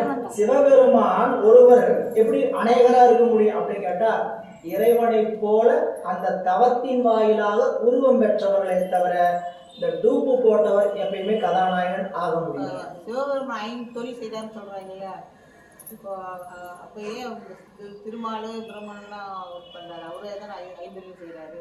இப்போ அதுக்கு தானே இப்போ சொன்னேன், அவங்களுக்கு அந்த அதிகாரம் அளவாசி. சிவபெருமானால இந்த 5 தொழில் எல்லா உலகத்தையும் பண்ண முடியாமலாம் கிடையாது. அவங்களுக்கு இருக்கிற அதிகாரம் அளவாசனை போகணுமே. அவங்களுக்கு அந்த அதிகாரங்கிற மலம் இருக்குது. அந்த ஆணவ மலத்தை நீக்கணும்னா சாமி என்ன பண்ணணும், அதுக்குரிய இடத்துல போய் உட்கார வைக்கணும். அங்க போய் அந்த அதிகாரத்தில் நின்று இது உலக வாழ்க்கையில் இது நினைப்பல்ல, நாம் அடைய வேண்டியதாரு சிவம் அப்படின்னு அவங்களுக்கும் மொத்தத்தில் இறைவன் செய்கிற அத்தனை தொழில் எல்லாரும் வைத்து செய்ய வேண்டிய தொழில் எதுக்குன்னு கேட்டீங்கன்னா அவனை சேர்வதற்காக செய்வதே தவிர இவங்களுக்கு திருமால் பதவி கொடுக்கணும், இவங்களுக்கு பிரம்மா பதவி கொடுக்கணும், நல்ல வேலை, அதுக்காக இல்லை. என்ன நினைப்போடு இருக்கிறோமோ அந்த நினைப்பை ஒழிப்பது சிவத்தினுடைய கடமை. நம்ம என்ன ஆசையை நிற்கிறோமோ அந்த ஆசையை நீக்க வேண்டியது சிவத்தோடைய கடமை. அதுதான் நகைச்சுவை நம்ம பெரியவங்க சொல்லும்போது சொல்லுவாங்க, புரியுங்களா, வீட்டை ரொம்ப பத்திரமா அப்படி பார்க்குறேன், வீட்டை பார்க்குறேன்ட்டு எப்போ பார்த்தாலும் வீட்டை பற்றி நினச்சிட்டுன்னு வச்சுங்க. வீட்டை போய் அங்கே வீட்டில் இப்படி இருக்குது, அங்கே அப்படி இருக்குது, கொட்டை அடிச்சிருக்குது, தண்ணி ஒழுகுது, கரண்ட் எங்கே போயிட்டு இருக்குது, அதோ இப்படின்னு நினச்சிக்கிட்டே இருந்தோம்னா அடுத்த பிறகு உனக்கு என்ன வழங்குன்னு ஒரு இதாக சொல்லுவாங்க, மேஸ்திரியாக தான் போய் பிறப்ப, இல்லாட்டி பள்ளியா போய் பிறப்ப, என்னது அந்த வீட்டையே ஒட்டிட்டு நகரவே முடியாம அப்படிதான் போய் பிறப்பீங்க அப்படின்னு ஒரு சொல்லுவாங்க. எனவே நம்ம என்ன நினைப்போடு அறிவு செல்கிறதோ அந்த அறிவை என்ன பண்ணது சாமி திருத்தணும். அவனோட வேலை என்ன, அறிவில் இருக்கக்கூடிய குற்றத்தை திருத்துவதற்கான பிறப்பு. பிறப்பினுடைய நோக்கம் என்னங்க, பிறப்பு எதுக்கு எடுத்திருக்கிறோம், எதுக்கு கொடுத்திருக்கிறார், நாம எடுக்கல, நாம விரும்பி எடுத்துதான் இது. நாம விரும்பி எடுக்க முடியுமோ, நமக்கு அந்த சுதந்திரம் இருக்கா? சுதந்திரம் இருந்தால் இப்படியே பிறப்பு எடுப்போம்? யோசிச்சு பாருங்க கொஞ்சம். நம்மளுக்கு பிறப்பு எடுத்துக்கிறதுக்கு சுதந்திரம் இருக்குது, உடம்பு எடுத்துக்கலான்னு சொன்னா இப்படிப்பட்ட உடம்பே எடுப்போம். எப்படியெல்லாம் கண் இருக்கணும், எப்படியெல்லாம் காது இருக்கணும், எப்படியெல்லாம் மூக்கு இருக்கணும், யாருக்கு போய் மகனா பிறக்கணும், யாருக்கு போய் மகளா பிறக்கணும், புரியல, விக்டோரியா மகாராணிக்கு போய் மகளா பிறந்தா எப்படி இருக்கும், சரிங்களா? இப்படிலாம் நம்ம ஆசையெல்லாம் போகும் இல்லையா? நம்மளுக்கு சுதந்திரம் இல்லைங்கிறது அதுவே தெரியுது இல்லை. நம்மளுக்கு பிறப்பு எடுக்கிறதுக்கு உடம்பு எடுக்கிறதுக்கான சுதந்திரம் இல்லவே இல்லை. சுதந்திரமுடையம் சிவம் மட்டும்தான், சரிங்களா? உலகத்தில் இருக்கக்கூடிய அத்தனை உயிர்களுக்கும் சுதந்திரம் என்பது கிடையவே கிடையாது. சுதந்திரத்துக்குரியவன் யாருங்க? சிவன். நாம சுதந்திரம் குடியரசுன்னு மாட்டிக்க வேண்டியதுதான், சரிங்களா?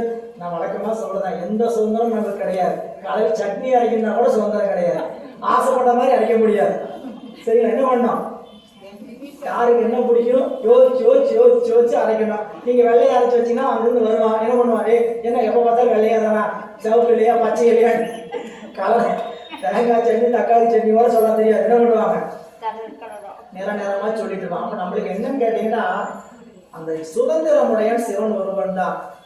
நீங்க கேட்ட மாதிரி இறைவன் படைப்பு தொழிலை செய்து உலகத்தை உயிர்களுக்கு பிறப்பு கொடுக்க வேண்டிய அவசியம் காரணம் ஒன்னே ஒண்ணுதான், நம்ம அறிவில் இருக்கக்கூடிய அறியாமை நீங்கும்.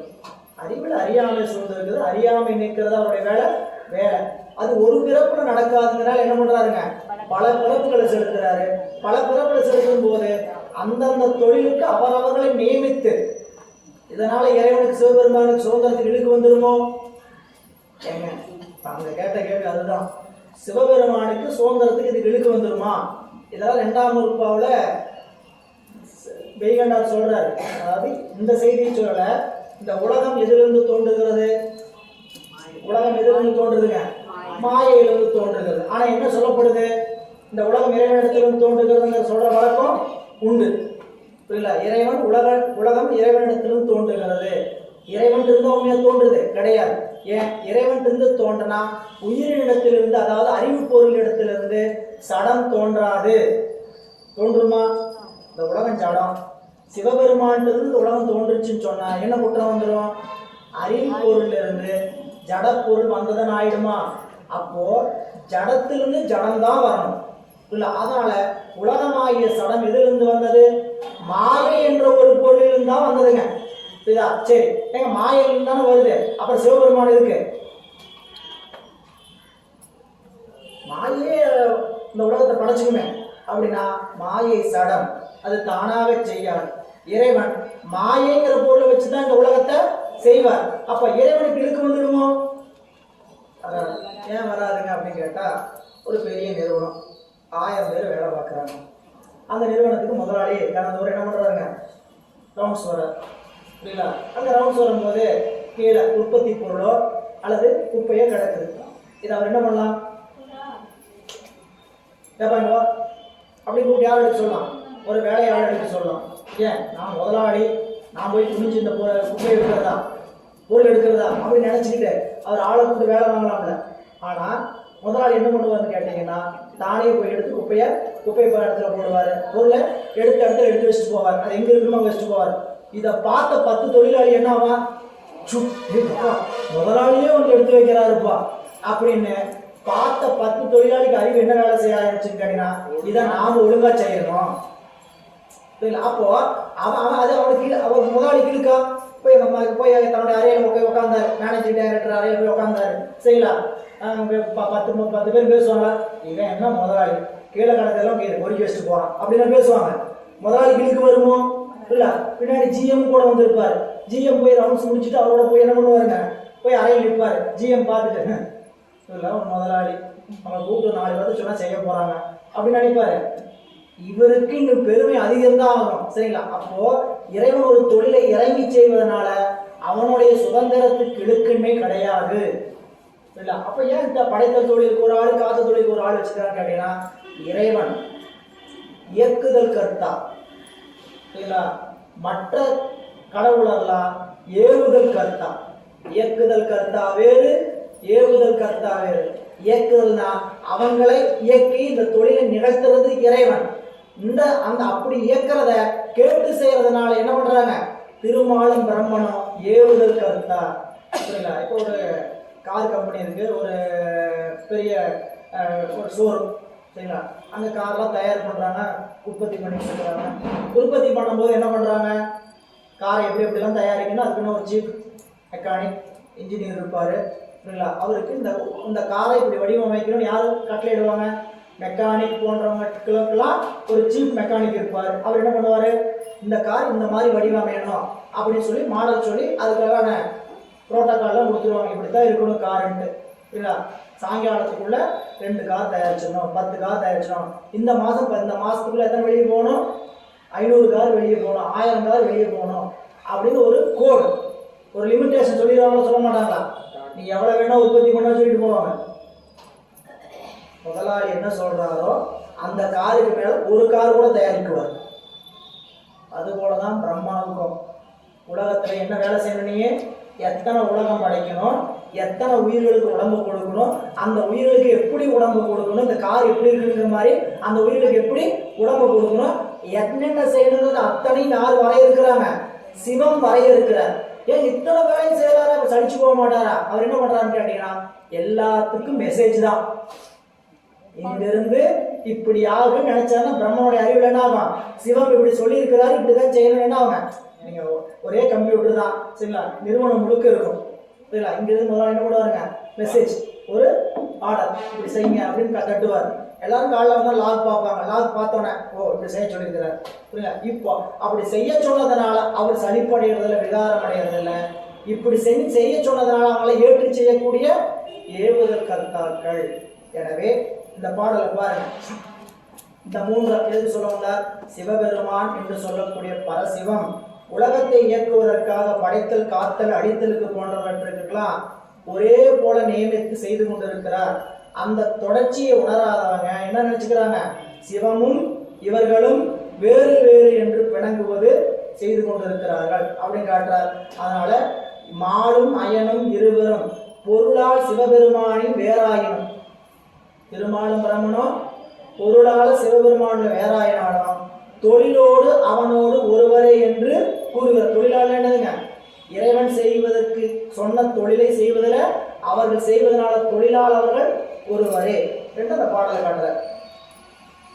ஈசன் இருக்கும் இருவினைக்கு அப்புறம் தேசம் உலகில் பெருந்தெய்வம் ஆனது. ஈசன் அது இது என்பர் நினைப்பிடார், தூசு பிடித்தவர் தூர் அறிந்தார்களே. ஈசன் இறைவனுக்கு ஈசன் அப்படிங்கிற சொல் அப்படின்னு பார்த்தீங்கன்னா சொல்ற வினையில் நீங்கி நிற்கக்கூடிய சிவபெருமான். ஈசன்னா ஐஸ்வர்யம் உடையவன் பேர். ஈசன் சொல்லுக்கு என்ன பேருங்க? ஐஸ்வர்யம் உடையவன். அவன் ஒருவன் தான் வினையில நீங்கி இருக்கக்கூடிய தலைவன். மிச்சம் எல்லாருமே வினையில் கட்டுப்பட்டு இருப்பவர்கள். இப்போ நம்மளுக்கு நூல்கள், நம்ம நூல் படிக்கும்போது முன்னாடியே பார்த்தோம், முதல் நூல், வழி நூல், சார்பு நூல். இதெல்லாம் எப்படிங்கிறத புரிஞ்சுக்கிறீங்கன்னு தெரியல, இருந்தாலும் ஒரு விளக்கம் சொல்லுவோம். திருத்தொண்ட தொகை சுந்தரமூர்த்தி நாயனார் அவருடைய நூல்ல ஒரு பகுதி. இந்த திருத்தொண்ட தொகையை எத்தனாம் நூற்றாண்டுல வந்ததுங்க? அருளி செய்தார் 9ஆம் நூற்றாண்டு. அவருடைய காலம் 9ஆம் நூற்றாண்டு. அதுக்கு பின்னாடி 2 நூற்றாண்டுகள் கழிச்சு 11ஆம் நூற்றாண்டு. நீங்க திருமுறையை படிக்கிற நீங்க யாராவது படிச்சுட்டு இருக்கிறீங்க? திருமுறை வகுப்பு, திருவாவூர் ஆதீன வகுப்பு, அவங்களுக்கெல்லாம் இந்த வரலாறு தெரிஞ்சிருக்கணும். ஏன்னா திருமுறை எடுத்த வரலாறு, திருமுறை வகுக்கப்பட்ட வரலாறுலாம் சொல்லும் பொழுது சொல்லியிருப்பாங்க. தெரியாதவங்க தெரிஞ்சுக்கங்க. இப்போ 9ஆம் நூற்றாண்டுல நம்பியார் பெருமான் நமக்கு பூலோகத்துக்கு வந்து இறைவனுடைய ஆணையினால் திருத்தொண்ட தொகை என்று சொல்லக்கூடிய 63 நாயன்மாருடைய வரலாற்றை சொன்னார். வரலாற்றை விரிச்சு சொல்லாம எப்படி சொல்லியிருக்கிறாங்க? தொகுத்து சொல்லியிருக்கிறார். அதனாலதான் அந்த பாட்டு என்ன பேரு? தொகை நூல் பேர். திருத்தொண்ட தொகை. தொகை என்னதுங்க? தொகுத்து சொன்னா அதுக்கு பேருது தொகை. கையில ஒரு ₹1,00,000 கையில் கொடுத்துட்டாங்க, பேங்க்ல போய் போட்டுவான். அதுக்கு வேணுது தொகை. பேங்க்ல போய் அப்படியே கொடுத்தீங்கன்னா வாங்குவாங்களா? நீங்க என்ன பண்ணணும்? செலான் என்ன எழுதணும்? டெனாமினேஷன் எழுதணும், வகுத்து எழுதணும்.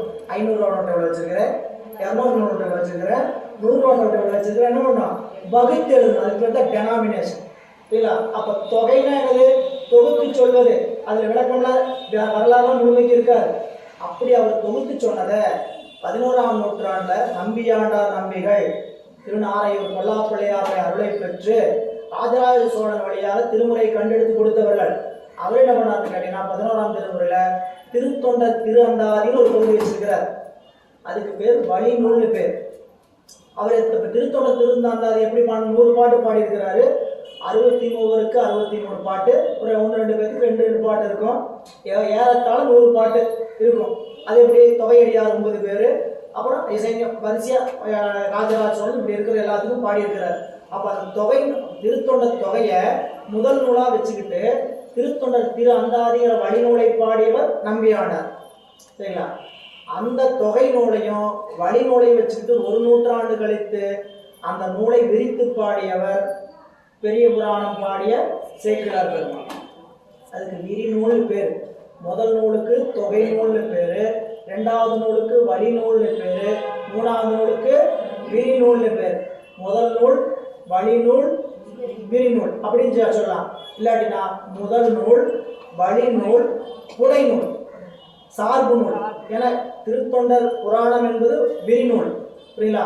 ஆனா சார்பு நூல் புடை நூலுங்கிறதுக்கு இலக்கணம் வேற, அது வேற பக்கம். நீங்க சிவஞான போதம், சிவஞான சித்தியார், சிவபிரகாசம். சிவஞான போதத்துல என்ன சொல்லியிருக்குதோ அதை அப்படியே விரித்து சொன்னவர் சிவஞான சித்தியார் செய்த அருணந்தி சிவம். சிவஞான போதத்துல தன் ஆசிரியர் நூற்பாவை சூட்சுமமா சொல்லிட்டு போயிருக்கிறார்.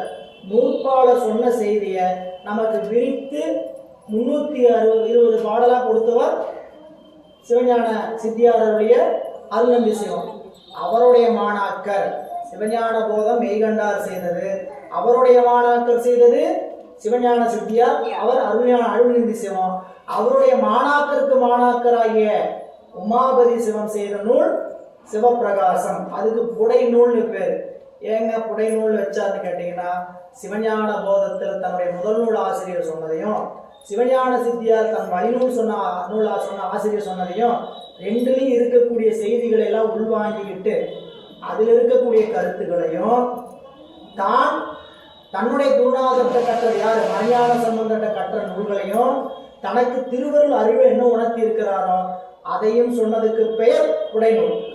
உடைநூல் முதல் நூல் இருக்கிறத அப்படியே சொல்ல வேண்டிய அவசியம் இல்லை. வழிநூல்ல எப்படி இருக்கணும்னு கேட்டீங்கன்னா, முதல் நூல்ல சொன்னதை விரிச்சு சொல்லியிருக்கணும். முதல் நூல் தொகுத்து சொல்லியிருந்தா வழிநூல் என்ன பண்ணியிருக்கணும்? விரித்து சொல்லணும். முதல் நூல் விரித்து சொல்லியிருந்தா வழிநூல் என்ன பண்ணணும்? தொகுத்து சொல்லணும். இதுதான் வழிநூலுக்கும் முதல் நூலுக்கும் இலக்கணம். தொல்காப்பியத்தில் நன்னூல்ல இருக்கக்கூடிய இலக்கணம். சரிங்களா? ஆனா சார்பு நூல் எப்படி இருக்கலாம்னு கேட்டீங்கன்னா, தன் ஆசிரியர் சொல்லாத கருத்துக்களையும் விட்டு போன கருத்துக்களையும் சொல்லலாம். இல்ல அப்படி அமைந்திருப்பது. சரி, இங்க வந்துட்டீங்கன்னா இறைவன் அதுக்கு எதுக்கு சொல்ல வந்தேன்னு கேட்டீங்கன்னா, வினையின் நீங்கிய முதல்வன் செய்ததுதான் முதல் நூல். எதை முதல் நூல்னு சொல்லலாம்னு கேட்டீங்கன்னா, வினையில நீங்கி இருக்கக்கூடிய முதல்வன் செய்ததுக்கு பேர் தான் முதல் நூல். அப்படி செய்யக்கூடிய நூல்கள்லாம் பல. சரி, இங்க முதல் பாருங்க, ஈசன் இருக்கும் இருவினைக்கு அப்புறம். இறைவனுக்கு என்ன இல்லை? இருவினை கிடையாது. ஈசன் எதுக்கு அப்புறம் இருக்கிறார்? வினையில் நீங்கிய முதல்வன். இறைவனுக்கு வினை உண்டா? வினை என்னதுங்க? செய்து கொள்ளக்கூடிய கருமம். நாம் செய்யக்கூடிய செயல்னால நமக்கு ஏறக்கூடிய நன்வினை தீவினை என்று சொல்லக்கூடிய இரு வினைகள். அந்த வினை இறைவனுக்கு ஒருபோதும் இல்லை, நமக்கு உண்டு. ஏன் நமக்கு இருக்கு, அவனுக்கு ஏன் இல்லை? நீங்க கேட்கணும் கேள்வி, உங்களுக்குள்ள கேட்கணும். சரிங்களா? உங்களுக்குள்ள கேட்கல, இங்கிட்ட வந்து கேட்கணும். சிவபெருமானுக்கு ஏன் வினை இல்லை? நான் செயல் செஞ்ச என்ன இருக்குங்கிறீங்க? வினை ஏறுதுங்கிறீங்க. நான் ஒரு செயல் செஞ்சா அடுத்த வினாடி என்ன ஏறிடுங்கிறீங்க? வினை ஏறு. நல்வினை தீவினை. அதுதான் நமக்கு வினை. நம்மளால நம்ம செயல்நாள் வருது. இறைவன் செயல் செய்யறாரா இல்லையா? தொழில் செய்யறாரா இல்லையா? செயல்நாளும் தொழில் நாளும் வினை நாளும் கரும நாளும் என்ன ஒண்ணுதான். செய்யலாம். அவன் வினை தொழில் செய்யறானா இல்லையா? செயல் செய்யறானா இல்லையா? அப்ப அவனுக்கு கூட ஏன் வினை ஏறாது அப்படின்னா, நமக்கு வினை ஏறுவதற்கும் அவனுக்கு வினை ஏறாததுக்கு ஒரே ஒரு காரணம் தான், விருப்பும் வெறுப்பும். அவனுக்கு என்ன இல்லை? விருப்பு வெறுப்பு இல்லை. வேண்டுதல் வேண்டாமை இல்லாம அவனுக்கு விருப்பு வெறுப்பு இல்லை. என்ன விருப்பு வெறுப்பு? நல்லா கோயிலுக்கு தினந்தோறும் வந்துட்டு இருக்கிறாங்க, உங்களுக்கு நல்லது செய்யணும் அப்படி சாமி பார்த்து ஒருத்தர் நல்லது மட்டுமே செய்வாரா என்ன? ஒருத்தர் கோயிலுக்கே வரல, அவன் இந்த பக்கமே தலை வச்சு கூட படுக்கிறதில்ல, அவனுக்கு கெட்டதான் செய்வாரா? இறைவன் நன்மையை மட்டும்தான் செய்வார், தீமையை செய்யவே மாட்டார். இது எத்தனை முறை வேணாலும் அறிவுரை போட்டுங்க. நமக்கு வருகின்ற துன்பமும் இன்பமும் நம்மால் வந்ததே தவிர இறைவனால் வந்தது அல்ல. தீதும் நன்றும் பிறத்தர அவ்வளவுதான் அது செய்தி இல்ல. அப்ப இறைவனுக்கு நன்மை தீமைகள் மீது நாட்டம் கிடையாது. அவரு என்ன செய்யறார்? எந்த உயிருக்கு செய்தாலும் நன்மை மட்டும்தான் செய்ய நினைக்கிறார். அதனால அவருக்கு விருப்பு வெறுப்பு இல்லை, அதனால் அவருக்கு வினை பற்றுவது இல்லை. அதனாலதான் ஈசன் இருக்கும் இருவினைக்கு அப்புறம். அது வீசம் உலகில் பெருந்தெய்வமானது. வீசம் உலகில் பெருந்தெய்வமானது அப்படின்னா, அந்த பெருமான் திருக்கோயில போய் பாக்குறீங்க. இந்த கோயில்ல யார் தலைவர்கள் எதை எப்படி படம் பிடிச்சு காட்டுறாங்க? கோயிலுக்குள்ள போறோம், சரிங்களா? பரிசு எங்க போனீங்க? கொடி மரத்துக்கிட்ட போனீங்க. ராஜகோபுரத்துல விநாயகர் இருந்தாரு, வணக்கம் போட்டீங்க. இல்லை கொடி மரத்துக்கிட்ட போனீங்க, துவாரபாலகர் அங்க இருந்தாரு, வெளியே வந்துட்டீங்க. பிரகாரம் சுத்தனீங்க, 4 இருந்தாங்க, வணங்குனீங்க. 63 இருந்தாங்க, வணங்குனீங்க.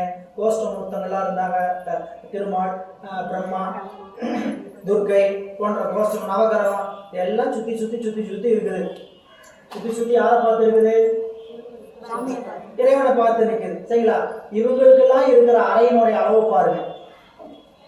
நவகிரகத்துக்கு ஒரு அறை, வெட்ட வெளியில ஒரு கூடாரம் போட்டு நவகிரகம் இருக்கும். 1க்கு 1, 1க்கு 2, 2க்கு 2 இருக்குமா? சரிங்களா? சரி, அப்படியே போய் துர்க்கைக்கு செவத்தோட ஒட்ட வச்சிருப்பாங்க, செவத்தோட ஒட்ட வச்சிருப்பாங்க. அப்படியே சுற்றி ஒவ்வொரு இடத்தையும் பார்த்துட்டு வந்தீங்கன்னா அவங்களுக்கு கொடுக்கப்பட்ட இடம். இப்போ நேரம் வந்துட்டீங்க, அத்த மண்டபத்துக்கு வந்தீங்க, சாமி பார்க்குறீங்க, அவருக்கு அறையோட கருவறை 6க்கு 6, 10க்கு 10. ஏங்க, நல்ல பெரிய ரூம்ல இருக்கிற ஒரு பெரியவரா, சுற்றி இருக்கிற ஒரு பெரியவரா? இவங்க எல்லாம் இந்த அமைப்பு பார்த்தா தெரியுமா வேண்டாமா? இந்த அமைப்பை பார்த்தாவே உங்களுக்கு தெரியணும்னு சொல்றது 2வது வரி. பீசம் உலகில் பெருந்தெய்வம் ஆனது. கோயிலுக்குள்ள போனீங்கன்னா காணாத அறிவினுக்கும் காண்கின்ற உருவினுக்கும் முதலாக இருக்கக்கூடிய லிங்க திருமேனி. இறைவன் எப்படி வீட்டிருக்கிறார்? லிங்க திருமேனியா வீட்டிருக்கிறார். இந்த லிங்கத்தை சுத்தி தான் அத்தனை மூர்த்தங்களையும் வச்சிருக்கிறாங்க. புரியுங்களா? இப்போ அத்தாணி மண்டபம், அரசர் வீட்டு இருக்கிறார். புரியுங்களா? அரசரை சுற்றி அங்கே அத்தனைக்கு பேர் கீழே நிற்கிறாங்க. இப்போ சிப்பாய் நிற்கிறான், மந்திரி போன்றவங்களாம் உட்காந்துட்டு இருக்கிறாங்க. இவரே உட்காந்துட்டு இருக்கிறாரு, மேலே உயரத்தில் உட்காந்துட்டு இருக்காரு. உள்ள புதுசாக ஒருத்தன் வரான். இது அரண்மனைன்னு தெரியாது அவனுக்கு, இது அரண்மனையும் தெரியாது.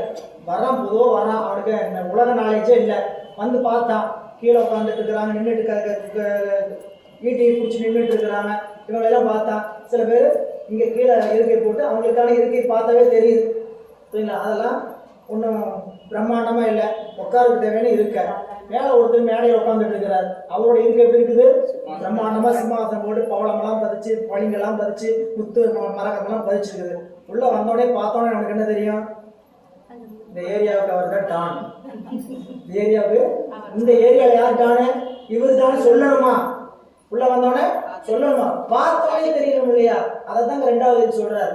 பீசம் உலகினுக்கு இறைவன் இருக்கின்ற பெருமை பெருந்தெய்வம் ஆனது. அவன் பெருந்தெய்வம் ஆனது அப்படின்னு கேட்டீங்கன்னா அவனுடைய காண்கின்ற உருவிற்கும் காணாத அறிவினுக்குமாக இருக்கக்கூடிய சிவலிங்க திருமேனியை சுத்தி தான் திருக்கோயில் இத்தனை அமைச்சிருக்கிறான்னு பார்க்கும் போதே கடவுள் தன்மை உடையவர் அவர் மட்டும்தான், அவரைத்தான் வணங்கத்தக்கவர். அப்படி வணங்க போகும்போது இவர்கள் எல்லாம் துணை பிரதிநிதி நாளுக்குனால வணங்கணுமே தவிர அவங்கள்ட்ட போய் என்ன பண்ணக்கூடாது? அது வேண்டும் இது வேண்டும் என்று கேட்டுக்கொண்டு நிற்கக்கூடாது. இதெல்லாம் உணர்த்துறார் பாருங்க. ஈசன் அது இது என்பார் நினைப்பிலார் அப்படின்னா, ஏனை தேவர் பலரும் அதனை சூழ்ந்து போட்டு நிற்றலும் அத்தேவர் நடவிடத்தில் விளங்கும் கோட்டங்களில் அது அவ்வாறு எல்லாமே சான்றாகும். இப்படி காட்சியாலே உணரப்படுகிற இதனை பார்த்தோம். முதற்கடவுள் என்ன சொல்றாங்க? அதுதான் முதற்கடவுள், இதுதான் முதற்கடவுள் சொல்லலாமா? அது 2வது. ஈசன் இப்படி நிற்கிற நிலையை பார்த்தோம், அது இது என்பார். ஈசன் இப்படி இருக்கிறத பார்த்துட்டு மற்ற கடவுளெல்லாம் நேராக சூரியனுக்கு போய் அர்ச்சனை பண்ணீங்க அப்படின்னா நேர கூடையை தூக்க வேண்டியது, குடுகுடுன்னு போக வேண்டியது, விளக்க போட வேண்டியது, அர்ச்சனை பண்ண வேண்டியது. பின்னாடி ஒருத்தர் உட்காந்துட்டு இருக்கிறார், அவனுக்கு தெரியுதாயா ஏதாவது அப்படின்னா ஒன்றும் தெரியாது. எனக்கு சூரியனுக்கு விளக்க போட சொன்னாங்க, சனீஸ்வரனுக்கு அர்ச்சனை பண்ண சொன்னாங்க, நேர சனீஸ்வரன் போக வேண்டியது, அர்ச்சனை பண்ண என்ன பண்ணுவது? ஒழிய வேண்டியது. ஏன்? அவருக்கு அந்த பிறப்புல அதுதான் இறைவன் கொடுத்துருக்கிறார். அந்த சனீஸ்வரனை பிடிச்சி அதிலிருந்து வினை நீங்க என்ன பண்ணணும்? இன்னொரு பிறப்புல சிவபெருமானை அடையணும். எல்லாருக்கும் அதெல்லாம் ரூல் மாற்றமே கிடையாது. எத்தனை பிறவி எடுத்தாலும் ஒரு பிறப்புல என்ன பண்ணணும்? சிவத்தை நாடிதான் ஞானத்தை பெறணும். ஞானத்தை வேறு எந்த கடவுளாலும் கொடுக்க முடியாது. இல்ல, அதான் மும்மூர்த்தி நிலைமை சொல்ற என்று அது என்று நினைப்பிடார். பிற தேங்களை சுட்டி சொல்லி தம்முள் சிலர் கலாய்ப்பாராயின் அவரெல்லாம் எப்படிப்பட்டவன் கேட்டீங்கன்னா தூசு பிடித்தவர். அப்படின்னா இப்படி கலாய்க்கிறவங்க, அதாவது எல்லாமே கடவுள்னு சொல்லிச்சுக்கிட்டு கலாய்த்தன ஊரா அப்படி சொல்லிட்டு திரிஞ்சுக்கிட்டு இருக்கிறது. அப்படி இருக்கிறவங்க எப்படிப்பட்டவர்னா பகுத்துணர்வில்லாதவரே யார்? யாரு? பகுத்துணர்வில்லாதவர்கள், அறிவை பகுத்துணர மாட்டார்கள். அதனால தூர்ப்பு என்று சொல்லக்கூடிய தூசு ஒன்றையே, தூர்ப்பு குற்றம் ஒன்றையே பார்த்து கொண்டிருப்பார்கள். அவர்கள் அகற்றி உள்ளே இருக்கக்கூடிய பொருளை அறிய மாட்டார்களே. அதான் தூசு பிடித்தவர் தூர் அறிந்தான. தூரும் தூசும் ஒண்ணுதான். தூசு என்பதும் தூரம் என்பது ஒண்ணுதான். நமக்கு பொருள் விளங்குறதுக்காக ரெண்டு சொல்ல வச்சிருக்கிறாங்க. குற்றம் பார்ப்பவர்கள் குற்றத்தை பார்த்து கொண்டே இருப்பாங்களே தவிர அது உள்ளே இருக்கக்கூடிய பொருள் என்னங்கிறத பார்க்க மாட்டார்கள் அப்படின்னு காட்டுறார். சிவன் முதல் மூவரோடு ஐவர் சிறந்த அவை முதல் ஆறு இரண்டு ஒன்றோடு ஒன்று ஆகும். அவை முதல் பிந்துவும் நாதமும் ஓங்க சபை முதல் சங்கரன் தன் பெயர் தானே. அவை முதல் பிந்துவும் நாதமும் ஓங்க சபை முதல் சங்கரன் தன் பெயர் தானே. சபைனா சபை. பாருங்க இந்த பாடல்ல சிவன் அவர் என்னென்னலாம் சொல்லப்படுறார்? சிவபெருமானை சிவன் என்றும் சதாசிவன் என்றும் மகேஸ்வரன் என்றும் மூவராகும். சிவபெருமானை நீங்க நீங்க சித்தாந்தம் படிச்சிருந்தீங்கன்னா நடஞ்சோடு வழங்கும். சுத்த தத்துவத்துல இறைவன் எப்படி இருக்கிறார்? நாதம் விந்து என்று சிவனாகவும் சதாசிவனாகவும் மகேஸ்வரன் சுத்த ஈசன் சொல்லக்கூடிய மகேஸ்வர தத்துவமாகவும் இறைவன் அப்படி மூணா சொல்ற வழக்கமும் இருக்கு. சரிங்களா? சிவன் சதாசிவன் என்னதுங்க மகேஸ்வரன், இது என்னதுங்க மூன்றா சொல்ற வழக்கம். சிவன் சிவன் சொல்லும் போதே இது அவனுடைய இறங்கிய வடிவம் தான். இறைவன் எப்படி முதல்ல இருக்கிறான்னு படிச்சோம். பரநாதம் பரவிந்து இல்ல, அங்க இருக்கிறதுக்கு பேரு சுத்த சிவம். இங்க அசுத்த சிவம் அர்த்தம் இல்ல. அங்க ஒரு தொழிலும் செய்யாம இருக்கிறனால அதுக்கு பேர் என்னதுங்க சுத்த சிவம். இங்க தொழில் செய்யறதுனால அவருக்கு பேர் தடத்த சிவம். இல்ல, அந்த தடத்த சிவத்தை தான் என்ன சொல்றாரு சிவன். இங்க சொன்னது பரசிவத்தை அல்ல. இப்ப பாருங்க பாடல சிவன் முதல் மூவரோடு சிவபெருமான் சிவன் சதாசிவன் மகேஸ்வரன் என மூன்றாகவும். அடுத்தது ஐவர் சிறந்து அப்புறம் என்ன கூட்டுவாங்க? சதாசிவனுக்கு மேல மகேஸ்வரன் ருத்திரன் மார் என ஐந்தாகும். இந்த இடத்த கொஞ்சம் விளங்கிங்க கவனிங்க. முதல்ல மூணா சொன்னா சிவபெருமானை எப்படி சொல்லுவாங்க? சிவன் சதாசிவன் மகேஸ்வரன். சிவன் என்கின்றவர் லயம், சதாசிவம் என்பவர் போகம், மகேஸ்வரன் என்பவர் லயம் போகம் அதிகாரம். மகேஸ்வரன் என்பதுங்க அதிகாரம். லயம் போகம் அதிகாரம் என்று சொல்லக்கூடிய மூன்று நிலையில் இருக்கக்கூடிய போது சிவம் மகேஸ்வரன் சிவன் சதாசிவன் மகேஸ்வரன் நிற்கும். அதுவே அவரை சிவபெருமான் அதோடு கூடி சதாசிவன் என்கின்ற இடத்திலிருந்து பார்த்தோம்னா சதாசிவனாகவும் மகேஸ்வரனாகவும் அடுத்தது ருத்திரனாகவும் மால் என்று சொல்லக்கூடிய திருமாலாகவும் அயன் என்று சொல்லக்கூடிய பிரம்மா என ஐந்தாகும். இதுவும் சுத்த தத்துவம் தான். பிரகிருதி தத்துவம் என்று சொல்லக்கூடிய அசுத்த பிரகதி மாயில வரக்கூடிய திருமாலும் பிரம்மனும் அல்ல. நீங்க சுத்த தத்துவத்தில் 5 உலகம் இருக்கு. 5 இருக்குதா? 5 என்னதுங்க? நாதம் விந்து சாதாக்கியம் மகேஸ்வரம் சுத்த வித்தை. இந்த சுத்த வித்தையில தான் யாரா இருக்கிறான்னு கேட்டீங்கன்னா ருத்திரன் திருமால் பிரம்மன். இவங்க யாரு? ருத்திரன் பிரம்மாள் திருமால் என்ற இந்த 3 பேர் யாருன்னு கேட்டீங்கன்னா சிவபெருமானுடைய தொழில்நிலை வேறுபாட்டில் இருப்பவர்கள். இதை புரிஞ்சுக்கிட்டீங்கன்னா இந்த மும்மூர்த்திகள் தான் ஒன்றுன்னு சொல்லப்படுமே தவிர நாம படம் வரைஞ்சி வச்சுக்கிட்டு திருமாலை நீலவரத்திலையும் பிரம்மாவை 4 முகன் நிலையிலையும் வச்சுக்கிட்டு நடுவில் சிவபெருமான் ஜடாமுடியோடு இருக்கிற படத்துல பார்த்துக்கிட்டு இந்த 3 பேரும் ஒன்று நினைச்சுக்கிட்டு இருக்கக்கூடாது. இங்க இறைவன் சுத்த தத்துவத்துல தானே சதாசிவனாக இருந்து போகத்தை ஊட்டுவார், தானே பிரம்மாவாக இருந்து படைத்தல் தொழிலை செய்வார், தானே திருமாலாக இருந்து காத்தல் தொழிலை செய்வார், தானே ருத்ரனாக இருந்து அழைத்தல் தொழிலை, தானே மகேஸ்வரனாக இருந்து மறைத்தல் தொழிலை செய்வார். ருத்ரனாக இருந்து அழித்தல் தொழிலை செய்வார், மகேஸ்வரனாக இருந்து மறைத்தல். இப்ப இந்த 5 நிலையும் சொல்லலாம். 3ஆ சொன்ன விரித்து 5ஆ சொல்லணும். அதுதான் சொல்றேன். ஐவர் சிறந்த தொகுத்தும் பகுத்தும் சொல்லப்படுகின்றனர். அதுக்கப்புறம் அவை முதல் 6 2 ஒன்றோடு ஒன்றாகும். இப்படி தொகுத்தும் பகுத்தும் சொல்லப்படுகிற நிலைகளோ எப்படி இன்னும் விரித்து சொல்லுவாங்க கேட்டீங்கன்னா சிவம்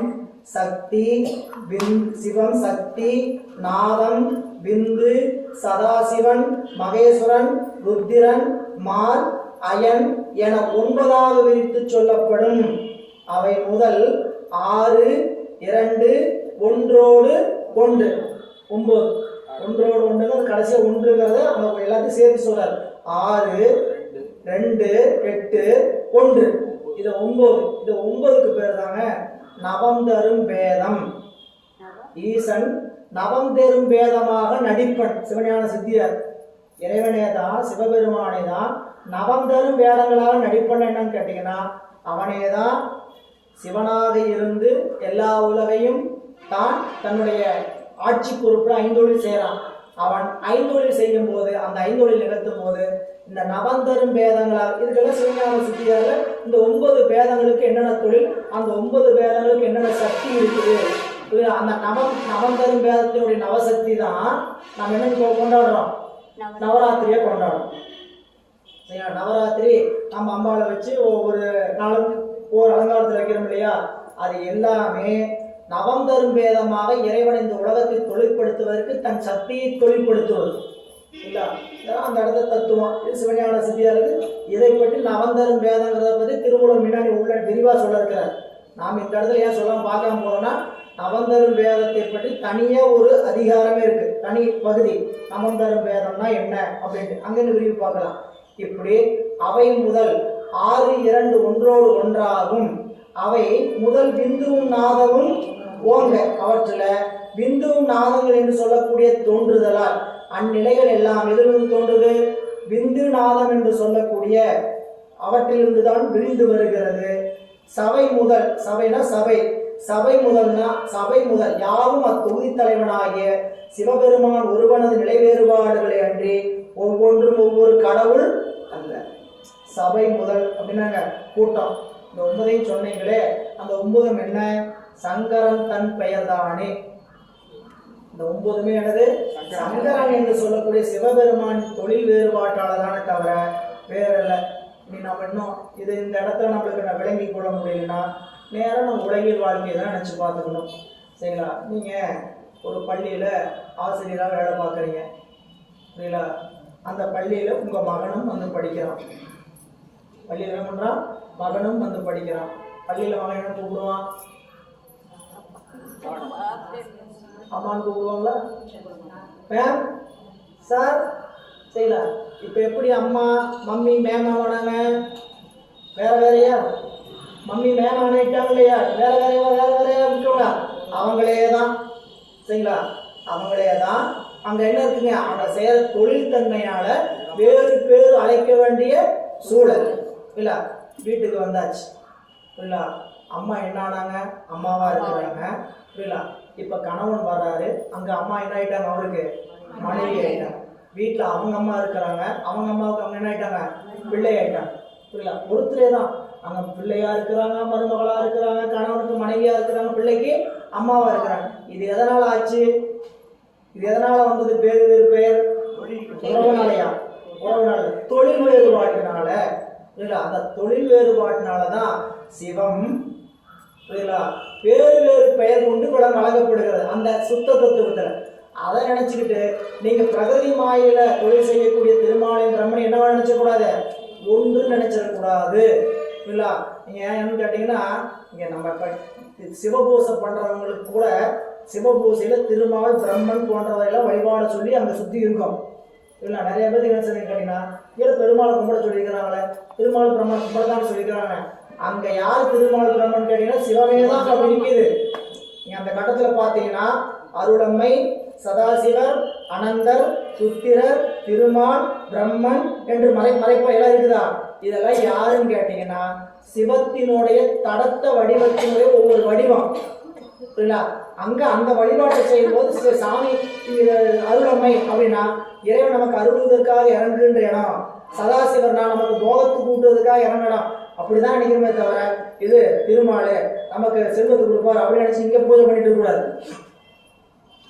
அந்த திருமால் வேற புரியலா, செல்வத்தை மட்டும்தான் ஒரு நாள் கொடுக்க முடியும். நல்லா புரிஞ்சுங்க, இந்த திருமாலுக்கு செல்வத்தை மட்டும்தான் கொடுக்க முடியும், வேற எதையும் கொடுக்க முடியாது. நீங்க கல்வி வேணும்னா திருமாலில் போய் நிற்க முடியாது புரியலா. எனக்கு உடம்பு சரியில்லை, திருமாலில் போய் நீங்க என்ன கேட்கலாம், செல்வம் கேட்டுக்கலாம். அவர் யாரு, இந்த ஏழுமலை சரிங்களா? அவருக்கும் இந்த சிவபெருமானை ஒன்னா வைத்து மயங்க கூடாது. அப்புறம் சிவபெருமானை திருமகளா நிற்கிற நிலை தான் இங்க எடுத்து சொல்றாரு. அதான் இந்த இதுல சபை, சபைனா சபை தொகுதி. என்ன தொகுதி? மேல சொன்னார் இல்லைங்களா, நாத சிவம், சக்தி, நாதம், பிந்து, சாதாக்கியம் என்று சொல்லக்கூடிய சதாசிவம், மகேஸ்வரன், திருமால், பிரம்மன், ருத்திரன், இந்த 9 கூட்டமும் சங்கரன் தானே. அது சங்கரன் தான். சங்கரன் தான் வேறு வேறு வடிவம் எடுத்து நடிக்கிறார். நவராத்திரியில சிவாஜி கணேசன் தான் 9 வடிவத்தில் நடிச்சிருக்கிறாரு. தசாவதாரத்துல கமலஹாசனே தான் 10 வடிவத்திலையும் நடிச்சிருக்கிறாரு. அவர் வேறையா? ஒருத்தர் தான்.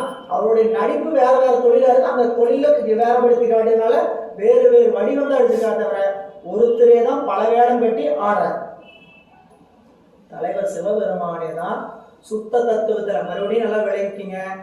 உயிர்களுக்கு போகத்தை ஊட்டுவதற்கு, வினைப்பயனை ஊட்டுவதற்கு இறைவன் தொழில் செய்கின்ற உலகமாகிய சுத்த உலகத்தில் தானே படைப்பன், தானே காப்பன், தானே அழிப்பன், தானே மறைப்பன், தானே அருளல் செய்வன். அப்படி செய்யும் போது தான் நேரடியா வைத்து தான் நேரடியா செய்யறதில்ல. அதாவது புரிஞ்சுக்க, தனக்கு கீழே ஏவுதல் கர்த்தாக்களை வைத்து அவர்கள் வாயிலாக இந்த தொழில் என்ன பண்றாருங்க, உலகத்துக்கு செய்து உயிர்களுக்கு அதுக்கு ஆவணத்தை செய்கிறார். அதான் இந்த செய்தி. பயன் அறிந்து அவ்வழி என்னும் அளவில் அயனொடு மால் நமக்கு அந்நியம் இல்லை. நயனங்கள் 3 நந்தி தமராம் பயணம் பெறுவே அவ்வானவராலே.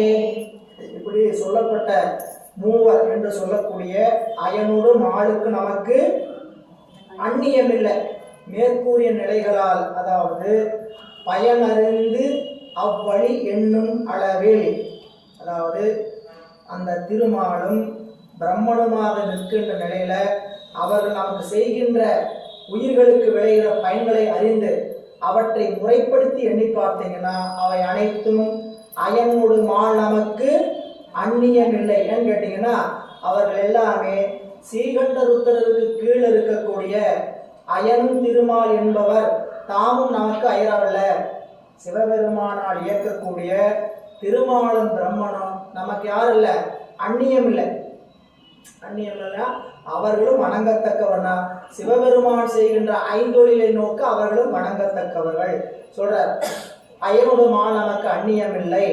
நயனங்கள் 3 நந்தி தமராம். நயனங்கள் 3 சிவபெருமான், அவர் 3 நந்தி.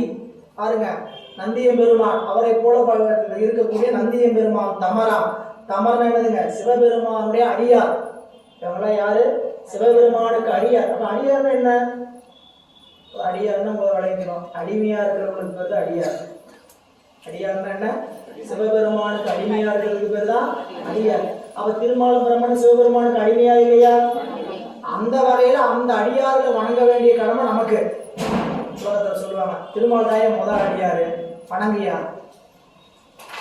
எல்லாருமே நம்ம என்ன பண்ணிக்கிறோம், இந்த தத்துவ நிலையை பிறங்காம நம்ம திருமாலை நாங்க திருமால் கோயில போய் வணங்குறதுல அப்படி ஏதாவது சொன்னா, ஏப்பா திருமால் தான் முதல் அடியார் வணங்க மாட்டேனா? இந்த திருமாலை சொல்லலையும் முதல் வணங்கணும். இந்த திருமால் நம்மளை போல உயிர் வர்க்கம் இல்ல, அப்படி இறைவனிடத்தில் அடிமைப்பட்டு இருக்கக்கூடியவர்கள். அதான் இங்க சொல்ற, நம்ம சிவபெருமானுக்கு அடிமைப்பட்டு இருக்கக்கூடிய திருமாலும் அயனும். நயனங்கள் 3 நந்தி தமராம். பயணம் பெறுவீர். பயணம் பெறுவீர்னா நம் போன்ற, அதாவது சிவனுக்கு அடியராகும் வகையை பெற முயல்வீராக.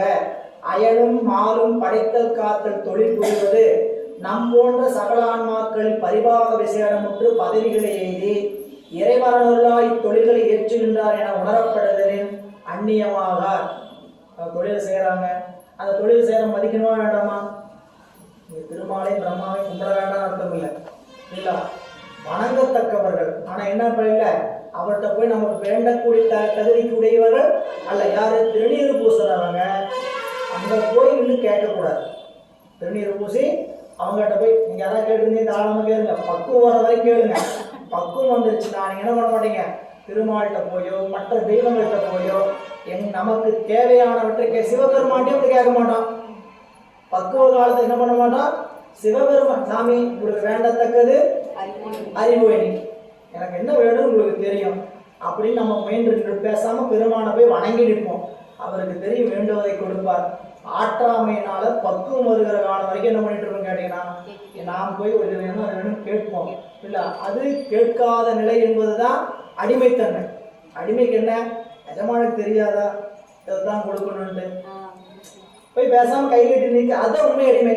அவருக்கு தெரியாதா நமக்கு என்ன வேணும்ட்டு அப்படின்ட்டு அடிமைப்பட்டு நிற்கிறது. அதை சொல்ற பயணம் பெறுவீர் அப்படின்னா நாம் எல்லாம் அப்படி போய் பெருமாண்ட தொழில் செஞ்சு என்ன பண்ணணும், அடிமைப்பட்டு நிற்கிறவங்கள அவங்களாம் வணங்கத்தக்கவர்கள். திருமாலையும் பிரம்மனையும் வேறாக கருத வேண்டாம். அதனால சிவபெருமான்ட்ட அடியவராக இருக்கிறாங்க. அடியாரை வணங்க வேண்டியது ஒரு கடமை. அதனால அப்படி முயல்வீராக என்று காட்டுறார்.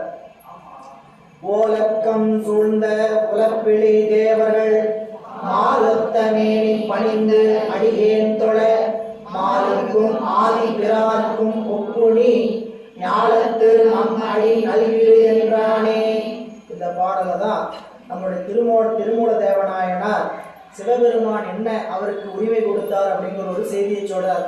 எல்லா தேவர்களும் எண்ணில்லாத தேவர்களாம் இறைவன் வீட்டில் இருக்கக்கூடிய திருவோலக்கம் அத்தாணி மண்டம் திருக்கைலாயத்தில் போய் இறைவன்கிட்ட பணிந்து நின்று அவங்கள போய் பார்த்து நின்று இருக்கிறாங்க. அப்படி நின்ற போது திருமூலம் போய் சாமியை பார்த்து அப்படி போய் வணங்கி நின்றாராம். பணிந்த போது, நீ திருமாலுக்கும் படைப்பு கடவுளாகிய பிரம்மனுக்கும் வேற இல்லை. யார சொல்றாரு? திருமாலுக்கும் படைப்பு கடவுளாகிய பிரம்மனுக்கும் அடியே இந்த நூலை செய்கிற திருமூலராகிய என்னை நீ அவங்களோட ஒப்பானவன். புரியுதா? அப்படின்னு சொல்றாரு. அதான் அந்த பாடல். மாலுக்கும் ஆதி பிறவருக்கும் ஒப்புணி, ரெண்டு பேருக்கு ஒப்பானவர். ஆதலால நில உலகத்துல போய் நீ என்ன பண்ண, நமது திருவருட் பெருமையை உணர்த்து என்று ஆணை தந்தருளினான். இறைவன் போய் ஞாலத்து நம் அடி நல்கிடு என்றானே. அப்போ அதுதான் நீங்க சிவஞான போதம் சிறப்பு பாயிரம் படிச்சிருப்போம். அதுல கடைசி வரையில் சொல்லுவார், மெய்கண்டாருடைய பெருமை என்ன, மெய்கண்டார் எப்படிப்பட்டவர் அப்படின்னு கேட்டா, இந்த உலகத்துல பிறவியை வென்றவர்கள் தவசீலர்கள். பிறவியை வென்ற தவசீலர்கள் கூட மெய்கண்டாருடைய திருவடியை தன்னுடைய தலைமையில சூடிக்கொள்வார்கள். ஒரு ஞானாசிரியர், ஒரு அருளாளர், அவருடைய திருவடியை நாம ஏன் வணங்கணும்? ஏன் போய் வணங்கி நிற்கணும்? எதுக்கு வணங்கி நிற்கணும்? இப்போ நம்மளை வச்சுக்கங்க, நம்மளை போய் ஒரு பெரியவங்களை பார்த்து வணங்கி நிற்கிறோம். ஏன் வணங்கி நிற்க, எதுக்கு வணங்குறோம்? இந்த ஞானம் நாமும் பெறணும், இந்த பிறப்பு நமக்கு அற்றுப்போகும், ஏதோ ஒரு தேவை, அவங்கள போய் வணங்கி நிற்கணும். இப்போ மெய்கண்டாருடைய திருவடியை வணங்குறவங்க யாரு? பிறப்பு வென்றை பிறப்பை நீங்கிய தவத்தை உடையவர்கள். அவங்க போய் எப்போ வணங்கி நிற்கணும் அப்படின்னா, அப்படி நிற்கக்கூடிய அளவுக்கு தவத்தில் உயர்ந்தவர் மெய்கண்டார். அவருடைய நிலை அப்படின்னு சொல்லி அந்த சிறப்பாயத்துல தவறடி புனைந்த தலைமையோனே. மெய்கண்டார் எப்படி படி கேட்டீங்கன்னா, தவறடி புனைந்த தலைமையோன், தவத்தை பிறவியை வென்ற தவத்தை உடையவர்களோட மெய்கண்டாருடைய திருவடியை தன் தலைமையில் சூட்டிக் கொள்ளக்கூடிய அளவுக்கு சிறப்பை உடையவர் மெய்கண்டார். ஏன்னா ஞானம் பெற்றாச்சு, நம்மளுக்கு ஞானத்தையே பெறலை. இல்லை, ஞானத்தை பெற்றவங்கள யாரும் இல்லை. சரிங்களா? ஞானத்தை பெற்றுட்டோம்னாலும் சாதனையில நிற்கணும். உடம்பு நீங்கிற வரைக்கும் சாதனையில் நின்றுட்டே இருக்கணும். சரிங்களா? நான் நல்லா படிச்சுட்டேன், நல்லா கேட்டுட்டேன், 2 ஆண்டு படிச்சாச்சு, சர்டிஃபிகேட்டை வாங்கி வீட்டில் வச்சாச்சு அப்படின்னு இருந்துக்கிட்டோம்னா சர்டிஃபிகேட்டு தூசு பிடிச்சிடும், நம்ம அறிவும் தூசு பிடிச்சிடும். இல்லை, நாம் நினச்சிக்கிட்டு இருக்கோம் 2 ஆண்டு 10 ஆண்டு படித்தோம், நான் ஒவ்வொரு இதெல்லாம் வேலை. சாதனை, ஞானத்தை பெற்றாலும் சாதனைக்குரியவர்கள் நாம். ஞானத்தை பெற்றுட்டோன்னு சாதனை செய்யாம விட்டோம்னா அங்கிருந்து கிருன்னு இறங்கிடுவோம். நம்ம அறிவு என்ன ஆகிடும் கேட்டீங்கன்னா, தொடர்ச்சியாக அந்த நிலையில நில்லைனா நம்ம அறிவு என்ன ஆகிடும், கெட்டு போய் நிற்கும். அதனாலதான் பாசிபட குட்டத்தில் கல்லினை விட்டெறிய விடும்போது பறக்கும், படும்போது பறக்கும், விடும்போது கறக்கும் என்று சொல்லுவார். எனவே ஒரு செயலை தொடர்பானுங்க. ஒரு கண்ணாடியில் அழுக்கு படிஞ்சிருக்குன்னா அழுக்கு படிஞ்ச கண்ணாடியை தொடச்சி முகம் பார்த்தீங்க, புரியல? ஒரு மறுபடியும் பார்க்கறதுக்கு 2-3 தடவை பார்க்கும்போது ஒவ்வொரு தடவையும் பார்க்கும்போது என்ன பண்ணுவோம், அழுக்கு படிஞ்சா தொடச்சிக்கிட்டே இருக்கணும். துடைக்காம விட்டோம்னா நல்லா அழுக்கு படிஞ்சிடும். மறுபடியும் என்ன பண்ண முடியாது, கண்ணாடியை பயன்படுது. அறிவு குப்பையாகாம பார்த்துக்கணும். அறிவு குப்பையாகாம பார்க்கணும். என்ன பண்ணணும், சாதனை செஞ்சுக்கிட்டு. என்ன சாதனை செய்யணும்? ஒன்றும் இல்லை, அடியாரம் பார்க்கணும். சாதனை 5. நமக்கு சைவங்களில் காட்டப்பட்ட சாதனை 5. 1 திருநீர் பூசணும், 2வது கண்டிகை அணியணும், 3வது அஞ்செழுத்து உச்சரிக்கணும், 4வது குருநாதரை வணங்கணும், 5வது அடியார்களோட இருக்கணும். எப்பப்ப எது எது முடியுமோ அப்பப்போ அதை செஞ்சுக்கணும். 5 ஒரு நேரத்திலே செஞ்சுட்டு இருக்க முடியாது இல்லைங்களா? இன்னைக்கு வீட்டில் இருக்கும்போது திருநீர் பூசிட்டுமா ஒரு சாதனை, கண்டிகை அணியணுமா, இந்த கண்டியை கழுத்தில் அணியணும், எங்கள் சூழல் இல்லை மாலையாவது அணியணும் இல்லை, ஜபம் பண்ணணும். இது 5 எழுத்து. குருநாதர் வாய்ப்பு கிடைக்கும்போது நான் இப்போ என்ன பண்ணணும், பார்க்கணும் நம்மளுடைய அருக்குருநாதரை தெளிவு குருவின் திருமேனி. 5வது அடியார்களோடு தொடர்பில் இருந்துகிட்டே இருக்கணும். நமக்கெல்லாம் இவங்களும் உபகாரத்தை, நீங்கள் திருநீரும் கண்டிகையும் 5 எழுத்தும் இந்த 3 நம் முயற்சி இல்லைங்களா?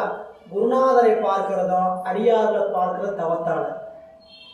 திருநீர் பூசிடலாம், கண்டிகை எடுத்து அணிஞ்சிக்கலாம், என்ன பண்ணிடலாம், 5 எழுத்த சொல்லிடலாம். ஆனால் குருநாதரை பார்க்கணும், அடியார் கூட்டத்தோடு இருக்கணும்னா தவம் உடையவர்களுக்கு மட்டும்தான் அதை வாய்க்கணும். அதனால தான் நம்ம நூலில் 12 ரூபா படிச்சிங்கன்னா உங்களுக்கு தெரியும். செம்மால நாம் நன்றால் சேரலோட்டா அம்மலம் கழி அன்பரோடு மாதிரி மாலரணையை மலிந்தவர் வேடம் ஆலயந்தானும் அரணத்தோடு. எனவே அடியார் கூட்டத்தோடு, கூட்டம்னா என்னதுங்க, எங்கேயாவது போனவங்க வந்தாங்கன்னா அடியாரோடு போகணும். நம்மளுக்கு கூப்பிட்டு சொல்லுவாங்கன்னு நினைக்கவே கூடாது. மொத்தம் மைண்ட் செட் நம்மளுக்கு எப்படி வந்ததுன்னு கேட்டீங்கன்னா, நமக்காகத்தான் போகிறமே தவிர அவங்களுக்காக இங்கே வரல. திருமந்திர வகுப்புக்காக இருக்கட்டும், எந்த வகுப்புக்காக இருக்கட்டும், எங்கே போகிறதா இருந்தாலும் நமக்கு இன்னைக்கு வாய்ப்பு கிடைக்குதா என்ன பண்ணிடணும், போகணும். போகிறது யாருக்காக, நமக்காகங்க புரியல. அவங்க கூப்பிட்டாங்க இவங்க கூப்பிட்டாங்க, அவங்க அந்த பெருமைக்காகலாம் போகல புரியல. பெருமைக்கு என்ன பண்ணுறது, பெருமைக்கு அந்த பேரை அழைச்சிக்கிட்டோமா பெருமையாயிடுமா? பெருமைக்காகவே இல்லை, இங்க படிக்கிறது கேட்கறது வர்றது போகிற செய்தி பார்த்தா இன்னைக்கு எனக்கு வாய்ப்பு இருக்குன்னா என்ன பண்ணிடணும், வந்துடும். யாரும் கூப்பிட்டு கேட்கக்கூடாது புரியல. அப்போ அந்த திருவருள் ஞானத்தை பெற்றவர்களுக்கு இறைவனுடைய திருவருளை சாதனையை செய்வதற்கு சொல்ற, ஞாலத்து நம் அடி நல்கிடு இந்த பூமியில போய் நம்முடைய பெருமை எடுத்து சொல்லி என்று தனியாக சொன்னாங்களா. நந்திய பெருமான் திருமூல தேவநாயனருக்கு ஆணை தந்தருளுகிறார். 109வது பாடல். வானவர் என்றும் மனிதர் இவர் என்றும் ஏனமர் கொன்றை சிவன் அருள் அல்லது தான் அமர்ந்து ஓரும் தனி தெய்வம் மற்ற இல்லை ஊன் அமர்ந்தோரை உணர்வதுதானே. வானவர் என்றும் மனிதர் இவர் என்றும் உடம்போட கூடி நிற்கிறாங்க. இவங்களை பார்த்து சிலர் இவங்களை யாரு தேவர், சிலரை பார்த்து இவங்களா மக்கள் என்று நாம் உணர நிற்பது யார்? உணர நிற்பது, அப்படி உணர்வதற்கு யார் காரணம்? நீங்கள் ஒருத்தர் பார்த்தீங்க, இவங்கெல்லாம் வணங்கத்தக்கவர்கள், இவங்களை பார்த்தீங்க இவங்களுக்கு அந்த தகுதியெல்லாம் இல்லை இப்படின்னு நம்மளுக்கு அறிவுக்குள்ள இணைப்பு கொண்டு வந்தவர் யார்? சிவம். இல்ல, அந்த நினைப்பை எனக்கு சிவம் என் நந்திய பெருமான் வாயிலாக கொடுத்தார். இங்க சொல்றார், வானவர் என்றும் மனிதர் இவர் என்றும். அப்படின்னா உடம்போடு கூடி நிற்கிறவங்களை பார்த்து சிலரை இவர்கள் தேவர் என்றும் சிலரை இவர்கள் மக்கள் என்றும் உணர நிற்கும் நிலைமைகள் எல்லாம் சிவபெருமான் செயலால் அமைவது அன்றி. எல்லாத்துக்கும் பக்குவம் வந்துடாது. பக்குவம் வரணும்னா யார் இருந்து ஊட்டணும்? பக்குவத்தை கொடுப்பது சிவன்தான். நம்மை நாளும் நாளும் திருத்தி திருத்தி நம் சிந்தையில் இடம் கொள்பவன் யார்? திருக்கைலாயம். நம்ம சிந்தையை நான் வந்து திருத்த முடியாது, பக்கத்து வீட்டுக்காரர் திருத்த முடியாது. யாரு திருத்தினாலும் என்ன ஆகாது, இந்த கோணல் நிமரவே நிறார். இந்த கோணல் நிமரணும்னா சிவம் தான். அவர்தான் உள்ளு நிலம் பண்ணுங்க, உள்ளிருந்தே உணர்த்தி. புரியுது? அதனால சொன்னார், உணர்த்தில் உணர்வேன் உணர்த்தாயே ஒரு கணத்தும் சிறிதும் உணரேன். இறைவன் குணத்தை நம்ம என்ன பண்றாங்க, திருத்துறார். எனவே நமக்குள்ளே இருந்து இவர்களை தேவர் என்றும் இவர்களை மக்கள் என்றும் உணர வைப்பது சிவபெருமான் அல்லாமல் வேறொரு செயலால் அமையாது. எனவே அவ்வாறு நிற்கின்ற தனி தெய்வம் என்பது வேறு இல்லை. பாடவர் சொல்ல வந்த கருத்து என்ன, கடைசி வரை ஊனமர்ந்தோரை உணர்வதுதானே ஓரும் தனி தெய்வம் அற்றில்லை. ஓரும் தனி தெய்வம் அற்றில்லைன்னா சிவபெருமான் தான் அதை செய்கிறார் எல்லா உயிர்களுக்குள் இருந்த தவிர மற்ற தெய்வங்கள் அதை செய்யல.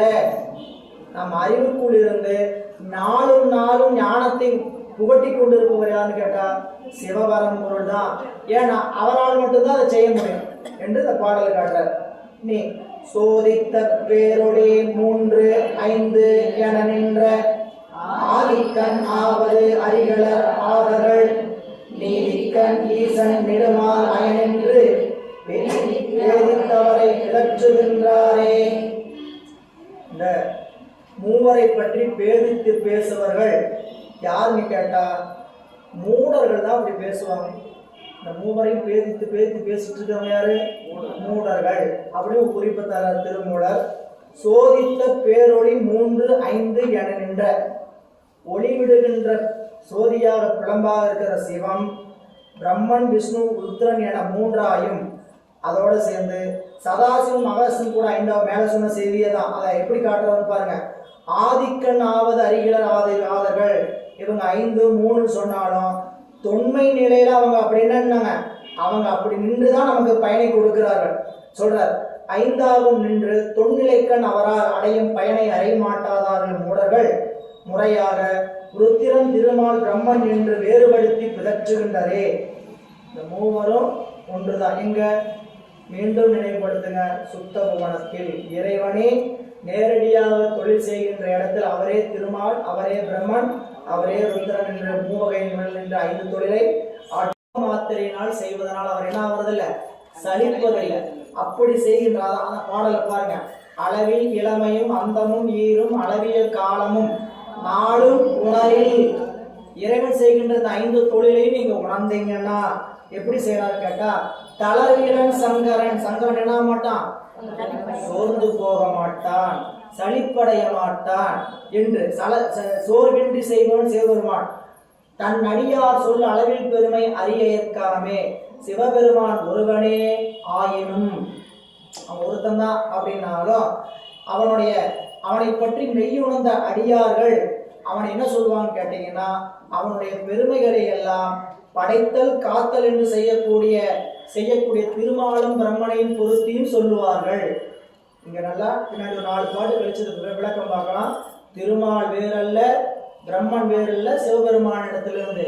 எங்க சுத்த தத்துவத்துல சிவபெருமானே பிரம்மாவாக இருந்து தொழில் செய்வார், திருமாலாக இருந்து தொழில் செய்வார். பிரம்மாவாக இருந்து படைத்தல் தொழிலை செய்வார், திருமாலாக இருந்து காத்தல் தொழிலை செய்வார்.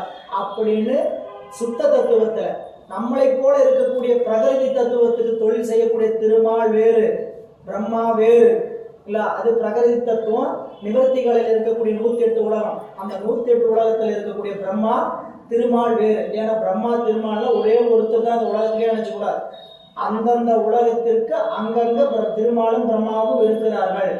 ஏன் இறைவன் அப்படியெல்லாம் அவங்கள படைத்தல் தொழில் அவங்களுக்கு நியமிச்சு, காத்த தொழில் அவங்களுக்கு நியமிச்சு, அழித்த தொழில் அவங்களுக்கு நியமிச்சிருக்கிறான்னு கேட்டீங்கன்னா அவங்களுடைய அதிகாரமல வாசனை நீங்கிறதுக்காக.